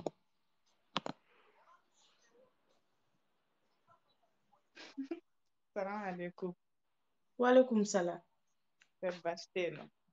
Bashi yɛrɛ kɔni banna sɔgɔmada in na walayi. Yɛrɛ kolokolo ye. Tarawele sera sabali ye duguma dɛ. Tarawele kɔni. I b'a dɔn Tarawele ye kuma mun fɔ fɔlɔ. Ne y'a ka kuma yɔrɔ faamu komi ni kuma fɔra bɛɛ n'a ka faamuyali cogo. Ne ye yɔrɔ mun faamuya ka ko la ale ka kuma bɛ mun kan. K'a fɔ ko depasi n'an taara komi hali sariya kan depasi bɛ cɛ de kan. Hali yan muso dɔw cɛ dɔw bɛ yan u mago tɛ muso ka wari la muso bɛ baara kɛ mais u mago t'a la muso k'u dɛmɛ u ka soko la ni y'a di o kɔni c'est bien mais k'a fɔ ko diyagoya e bɛ ka baara kɛ an ka kɛ i n'a fɔ tubabuw ta an ka wari i n'a fɔ sisan luwanse fɛngɛ ne yɛrɛ t'a dɔn n bɛna fɔ cogo so sara ni kuran sara ni fɛnw an ka bɛɛ bɔ e bɛ dɔ bɔ ne bɛ dɔ bɔ cɛ dɔw b'o fɔ yan mais dɔw t'o fɔ dɔw yɛrɛ mago t'i ka wari la dɔw mago tɛ muso ka wari la n'an taara den ka wari fana kan n'a dira an musow ma surtout an maliyɛn n'a dira an musow ma an b'a kan sago de an b'a kɛ kobakɛw de jeli welew ani jelisɔnw ani yɛrɛ yiraw ye denmisɛnninw ka wari la n'a tora cɛ fana bolo cɛ fana b'a kɛ muso furuba ye Afiriki du jɔ kɔnɔ o ka ɲi o kɔni mɔgɔ si t'a fɔ kamalen kɔrɔ ma n'i ye du jɔ o kɔni ka ɲi o ye avenir ɲuman de parce que hali sini denw bɛ bɔ u bɛ taa vacances la n'u fa ka du bɛ u bɛ taa yen mais ka taa kɛ i n'a fɔ muso furu muso yɛrɛ furuli tɛ kojugu i bɛ se ka muso furu mais muso min bɛ yan nɔ i n'o bɛ ɲɔgɔn fɛ e tɛ dɔrɔmɛ kelen d'o ma e mago t'o la o kɔni o bɛ e bolo faransi yan dɔrɔn kuma banna ne kɔni bɛ mun fɔ muso ɲɛna a ka den ninnu ka wari to yen a ka wuli a ka baara k'a yɛrɛ a ka baara k'a yɛrɛ ne kɔni tɛ foyi f'a ɲɛna a ka baara parce que ne ɲɛ b'a la cɛ in tɛna ba a ka baara yɛrɛ ma a bɛ cogoya min na cɛ in tɛna ba a ka baara kɛ donc a ka hakili bɔ denw ka wari kan a ka wuli a ka sɛbɛ kɛ a yɛrɛ ka baara kɛ baara de bɛ mɔgɔ nafa denw ka wari ne yɛrɛ t'a dɔn mun bɛ mɔgɔ olu yɛrɛ fila bɛ cɛsiri a fɔra denw ka wari a ma fɔ mansaw ka wari est ce que o fɔra a ma fɔ fa taara a ma fɔ ba taara mais yan fa ni ba de bɛ siɲɛ ta la duw kɔnɔ faransi yan nɔ ko o tɔ ye den ka wari ye c'est pas normal a tɛ wuli a tɛ denw ka wari t'u bolo denw dɔw bɛ yan hali ka fini ɲuman don denw na u tɛ se parce que u jijalen don denw ka wari la k'a k'u sago de denw fatɔlamaw bɛ taa kalanyɔrɔ la kunkolow tɛ digi fini ɲuman tɛ sa sabara ɲuman tɛ sa ye o ye denw fulukufalakalenw de bɛ ka taa alors que denw ka wari mana kɛ cogo cogo hali n'a tɛ bɛrɛ bɔ est ce que mɔgɔ yɛrɛ bɛ fini sa den ye wagati bɛɛ wa i bɛ se ka den ka wari to a ka fɛngɛ kɔ a ka n'a sɔrɔ ni wari tɛ di den ma jɔn b'a balo a balo diyagoyalen don a mansaw de kan mais n'a ma ɲa ni wari in bɛ di wari in dira a ka ɲɔgɔn dɛmɛ a ka denmisɛnninw ka minɛnw san ni wari ye i n'a fɔ u ka finiw i n'a fɔ u ka fɛnw mais a ma d'aw ma k'a fɔ k'aw yɛrɛ k'aw sago kɛ wari in na fo ka tila ka taa kɛlɛ o ko la tantɔ k'o tɛ ban hali mɔgɔ de fɛn Asan hali mɔgɔw bɛ ɲɔgɔn faga yan ni wari in kama ni wari ni dɛ hali muso ni cɛw bɛ ɲɔgɔn faga ni wari in kama yan an farafinw de don dɛ an farafinw dɔrɔn de don sinon n'i ye wari in bila yen nɔ ni kalan ni san banna ni congé bɛna ta fini ɲumanw sa den ye fini min bɛ se ka hali san 10 kɛ o tɛ b'u cogoya la marque fini ɲumanw san i denw ye i ka sabara ɲuman sa u bɛ école u bɛ san in bɛɛ kɛ ni fini ninnu ye taa ka segin n'a tɛ tiɲɛ fini ninnu ɲuman b'u kana u ka sabara ɲuman b'u kana wari in bila u ka banki la tuguni fo san wɛrɛ tuguni o la hali n'a sɔrɔ ni école ni n'a fɔ san n'u taara université ni fɛnw na n'u kalan sugu o sugu min ka di u bɛ se k'a kɛ u bɛ se k'a sara mais aw de b'aw cɛsiri wari la siɲɛ ta la ŋɛnɛ ko denw ka hali u tɛ maloya cɛw yɛrɛ b'u cɛsiri o la ŋɛnɛ muso fana b'u cɛsiri o la ŋɛnɛ ne kɔni ne ma foyi faamu ne kɔni ne bolo i yɛrɛ ka wuli ka baara kɛ o de ka fisa ni wari ko ye ne kɔni jigi tɛ den ka wari kan ne jigi tɛ mɔgɔ wɛrɛ kan ne i yɛrɛ ka baara kɛ c'est tout n'i ye baara kɛ i ka baara kɛ wari cɛ tɛ se k'a fɔ i t'a k'i sago ye n'a y'i diya i ye baara kɛ taa jeliw wele k'a d'u ma n'a y'i diya mɔgɔ a di fɛn o fɛn ka di ye quoi i ta y'i ta de mais denw ka wari kɔni o to denw bolo ne bolo o de ka ɲi. D'accord. Jɔn de bɛ kuma la Amina de wa Fatou don? Fatou de bɛ ka kuma. Merci beaucoup Fatou walahi y'a faamuyara. Awɔ k'a ka wuli a ka baara kɛ o de ka fisa ni nin bɛɛ ye n'Ala sɔnna. D'accord. Merci pour le temps. Amina? Allô? On va essayer k'a teliya ɲɔgɔn kɔ parce que heure tɛmɛna déjà. Aïchede, i nana? Ouais, n bɛ fɛ ka conseil de di ne balima vite fait la. Donc, mais Umar mun tun bɛ yen nɔ, Umar Traoré n'o a kumara a ye fɛn fɛn fɔ tiɲɛ don Faransi yan. I m'a faamu mais kana ne tɛna n bila o bɛɛ ɲɛfɔli la ne bɛ conseil mun di muso ma. Ne a cɛ nana quartier fɛn fɛn n'a sɔrɔ a cɛ de nana n'a ye dɛ n t'a dɔn fɔlɔ n'a sɔrɔ a cɛ nana n'a ye n'a cɛ ma nana ye. Mais n'a sɔrɔ a cɛ de nana n'a ye yan. Denko wariko kuma a kana o ko cɛ ɲɛna fɔlɔ dɛ. Quartier o quartier bɛ muso yɛrɛ bolo Faransi kɔnɔ ko wari bɛ jigin a kan. A ka cɛ lasigi a k'a bɛɛ di cɛ ma.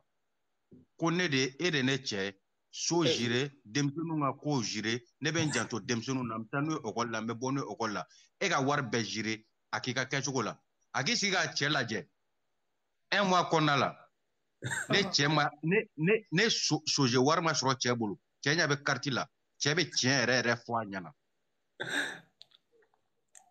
mais a kana na wari denko ko wari kuma fɔ kɔ cɛ mana na dɔrɔn karisa e de ne cɛ a ka di e de ka wari bɛɛ jire denko wari nana an bila ɲɔgɔn na mais ne t'a dɔn kun min na i bɛ k'a minɛ sisan i tɛ ka so kɔnɔna dumuniko ni fɛnw ɲɛnabɔ olu ɲɛnabɔ i ka den ka besoin ɲɛnabɔ dɔrɔn ne bɛ e de kun yan an kana kɛ millionnaire ye mais a se bɛ ala ye an ka kɛ millionnaire don kelen mais n'an an ka balo ni an denw ka siniɲɛsigi kɛ ala bɛ se ka nɔgɔya kan ye aka ne hakili ma kuma ni fa kana soje kuma fɔ dɛ n'o tɛ o ye kɛlɛ dɛ n'a ye nin fɔ a ɲɛna wallahi bilahi ne cɛ taara sini sojɛyɔrɔ la a ye 100 € tiɲɛ muso y'a wele k'a kana ni buru kala kelenya fɛ a t'a dɔn a bɛna ne ori cogo min na cɛ bɛ tiɲɛ fɔ muso ɲɛna mais n'a ye tiɲɛ fɔ k'ale bɛ so de jeu mais o solution ye jumɛn de ye sisan i b'a b'o la cogo di e yɛrɛ HD e bɔra a la cogo di ɲama i k'a fɔ n ye dɛ merci mun fana ɲɛfɔ a ɲɛna pour que cɛ ka bɔ soje la quartier ne a kana bon n'a bɛ fɛ cɛ kɔni ka bɔ soje la sisan a ka quartier kɔni a b'o de jɛ cɛ la dɛ kɔdi wo quartier wo et puis encore comment dirais-je muso ne m'a fɔ ko muso tɛ baara kɛ dɛ n'a sɔrɔ denmisɛnnin b'a bolo wala a tɛ se ka baara kɛ parce que i tɛ se ka wuli sɔgɔma joona la k'i ka denw ka entretien kɛ olu bila la ka taa baara kɛ ka tila kɔnɔ olu kunbɛn ka na dumuni tobi k'a di cɛ ma ka tila k'i da k'e ka sunɔgɔ franchement a ka ca. I yɛrɛ k'a lajɛ dɛ ayi ne don asa o de la ne ye Traoré ninnu la sɔrɔ k'o to kɛnɛ kɔnɔ n'o tɛ o de kan ka to yen kɛrɛfɛ parce que yanga nin filɛ nin a bɛ yan voilà merci a filɛ duguma parce que i b'a dɔn yanga cɛ nin filɛ nin an ban yɛrɛ den dɔw bɛ yen nɔ an balo bɛ musow ka carte ni u ka fɛn de la dɔrɔn ka u sɛgɛn dɔrɔn n'o tɛ muso bɛ baara kɛ yan dɛ ne yɛrɛ bɛ muso dɔw ye 6 heures n'u ye boli la terrain ni métro nɔfɛ non i b'a fɔ ko ayi i bɛna n'a ye so kɔnɔ fana i b'i tɛ kurusi kɛ i bɛna n'a ye so kɔnɔ i b'a sɔrɔ cɛ dɔ b'a bolo an falikɛlaba ninnu n'an ka sojɛlaba o heure mana se an bɛ na ko cɛ i ka carte sin ka mara n bɛ na bureau de tabac la ka na sisan n terimuso n'a sɔrɔ a b'i kun so tigɛ na so tigɛ na an b'a bɛɛ niquer. Aïcha D, c'est pas pour te couper parole i b'a dɔn ouais mɔgɔ 100 de bɛ live in kɔnɔ ni phénomène ninnu ce phénomène là o bɛ ka bɔ Europe ka importer ka na n'a ye anw fɛ Afrique. Il est temps que ça cesse. Les garçons deviennent de plus en plus lâches et irresponsables. Cɛw ɲɛma dalen bɛ musow ka wari de ma ko parce que ni système ça marche en Europe. C'est pourquoi ne b'a fɔ min na n bɛ ka tunkarankew kɛlɛ nin ko in na de koyi u bɛ live sɔrɔ k'u bɛ k'an balimamuso ninnu kɛlɛ sinon n tɛ musow défense ta koyi. Il est temps que ça cesse. Il faut qu'ils comprennent que les mariages à distance ça ne marche plus. Ka mariage kɛ muso ka intérêt kan k'i charger muso kan ka muso kɛ escalier ka yɛlɛ o ko la k'i b'i cun n'a ye o k'a dabila. E faso i somɔgɔw i balimaw u bɛɛ jigi dalen b'i kan so yan n'a fɔra e bɛ kɛlɛ de la muso ka 2000 € 3000 € nɔfɛ ko prime d'accouchement e m'a dɔn an ka maliyɛn musow sɛgɛnnen bɛ Bamakɔ yan u jigintogo ye degun ye dɔw bɛ don wotoro kɔnɔ ka taa jigin hali sini anw bɛ yan nɔ Mali la dɔw bɛ ka sa wolo la aw ta ye jani musow ko k'u ta ka téléchargement daminɛ ka jigin o bɛ wari sɔrɔ o bonus bɛ tila ko prime allocation bɛ e bɛ maliyɛn cɛ ka allocation familiale dɔ Bamakɔ yan cɛ aw sera sabali ye koyi. Et puis cɛ dɔ ye kuma dɔ fɔ yɔrɔ in na o ni tɔ yɛrɛ bɛ funtɛni ko la communauté malienne. ne yɛrɛ sigilen bɛ cɛ ka kuma digira la o ta ye mun ye i b'a dɔn o ni den dɔ de tun bɛ ɲɔgɔn fɛ i b'a sɔrɔ o ye nin ko i b'o fana dɔn mais an bɛ mun na n terimuso ne ko n bɛ sigi ka kuma e ka live la yan nɔ i question i diya faransikaw ka jogo kan i b'a fɔ n bɛ n da don a la n bɛ dɔ dɔn a bɛɛ la n tɛmɛra a bɛɛ fɛ.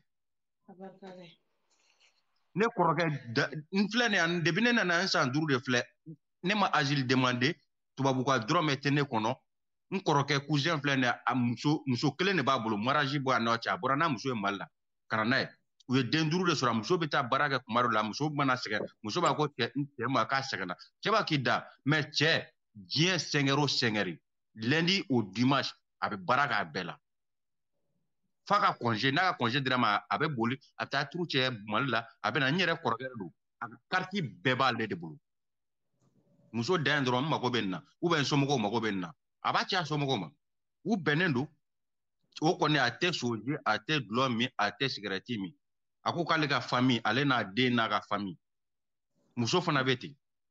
non mais i b'a dɔn réalité dɔw bɛ yen an ka tiɲɛ dɔw fɔ ɲɔgɔn ɲɛna sa i bɛ se ka muso labɔ cogo di.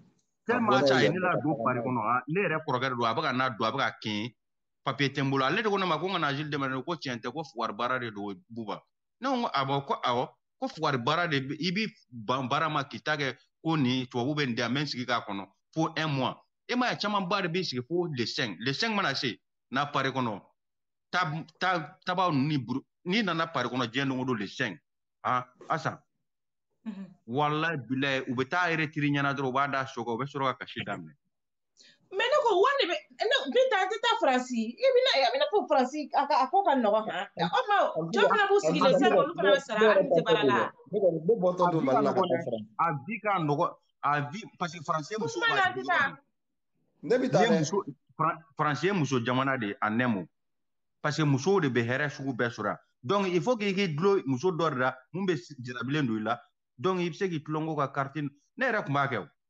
aflere mais voilà merci voilà non attends ibaro aïcha din flega mi foni tu fais que TikTok malien me nyini ga chini mana ko nde bolo bi c'est nga war dune ali banane uta mo bla bo ne bo fan asira na ita nyini muso ka tanyini ana oui ko mando ko soro la Allah o tanyini fana Allah o tanyini c'est soje la rede ni benama al ni tanyini abena ni argument do galontika bambulu na ma silen to drambe kashi dron ka téléphone pas en tergue do ma bege muso war kama neni tergue kumbe biaka men sigi muso ka war kama 1000 euros 1500 ma minameta do soni e gloire ni mana ko la pari ko nana ye vite am ouais pas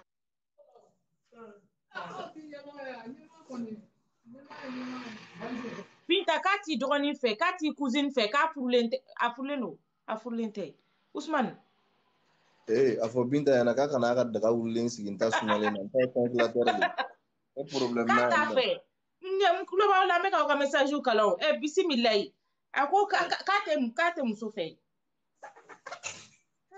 est-ce qu'il y a fana fo Ousmane afo mbalba muso ne kon me mi fo yana ala ka ne a check kan be me aka wula ka mo be ka fo ko muso ka ta baraka abara ko ni muso wula ka ta baraka ni chere ni fugarde ni muso wula ka ta baraka ni bi daso ni me muso ka place ta ya ni me fe ka oroli nu fale ne ki ka glogi babo ko do muso ka na ga muso ka bazen ta ko do akala ama jala de mo ka wor ta ka to do sola ita te de nga wari e bora ke beta tunga fe fengini na ja o sigle me so ni min la étranger o tunga ko mo ko bisi u te ka po do non ni aba bla ya Ardinia mo mane mo me sola ya no ko na ulla ko de ka warna baga ta warni allocation warde do soko imboro ya kala ma bide mais soko il paraît que c'est vrai anga yambla ne ndo la minga shila wa ya fama si de gara mano ga perento na bi ini si zebe nyogon sora no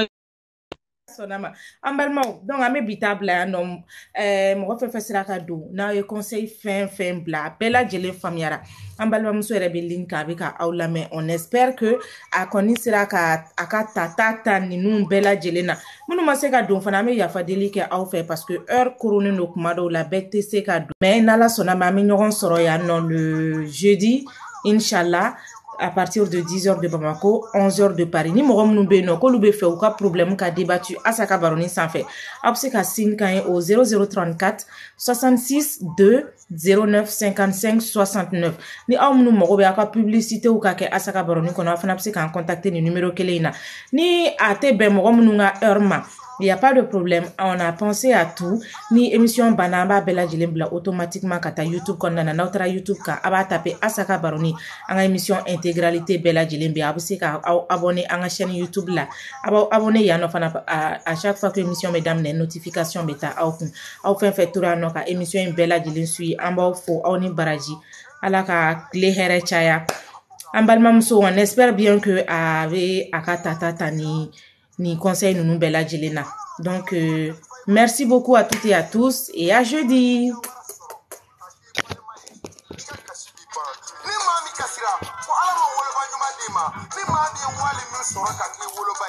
Ala yo de ki bai kana nyani kana toro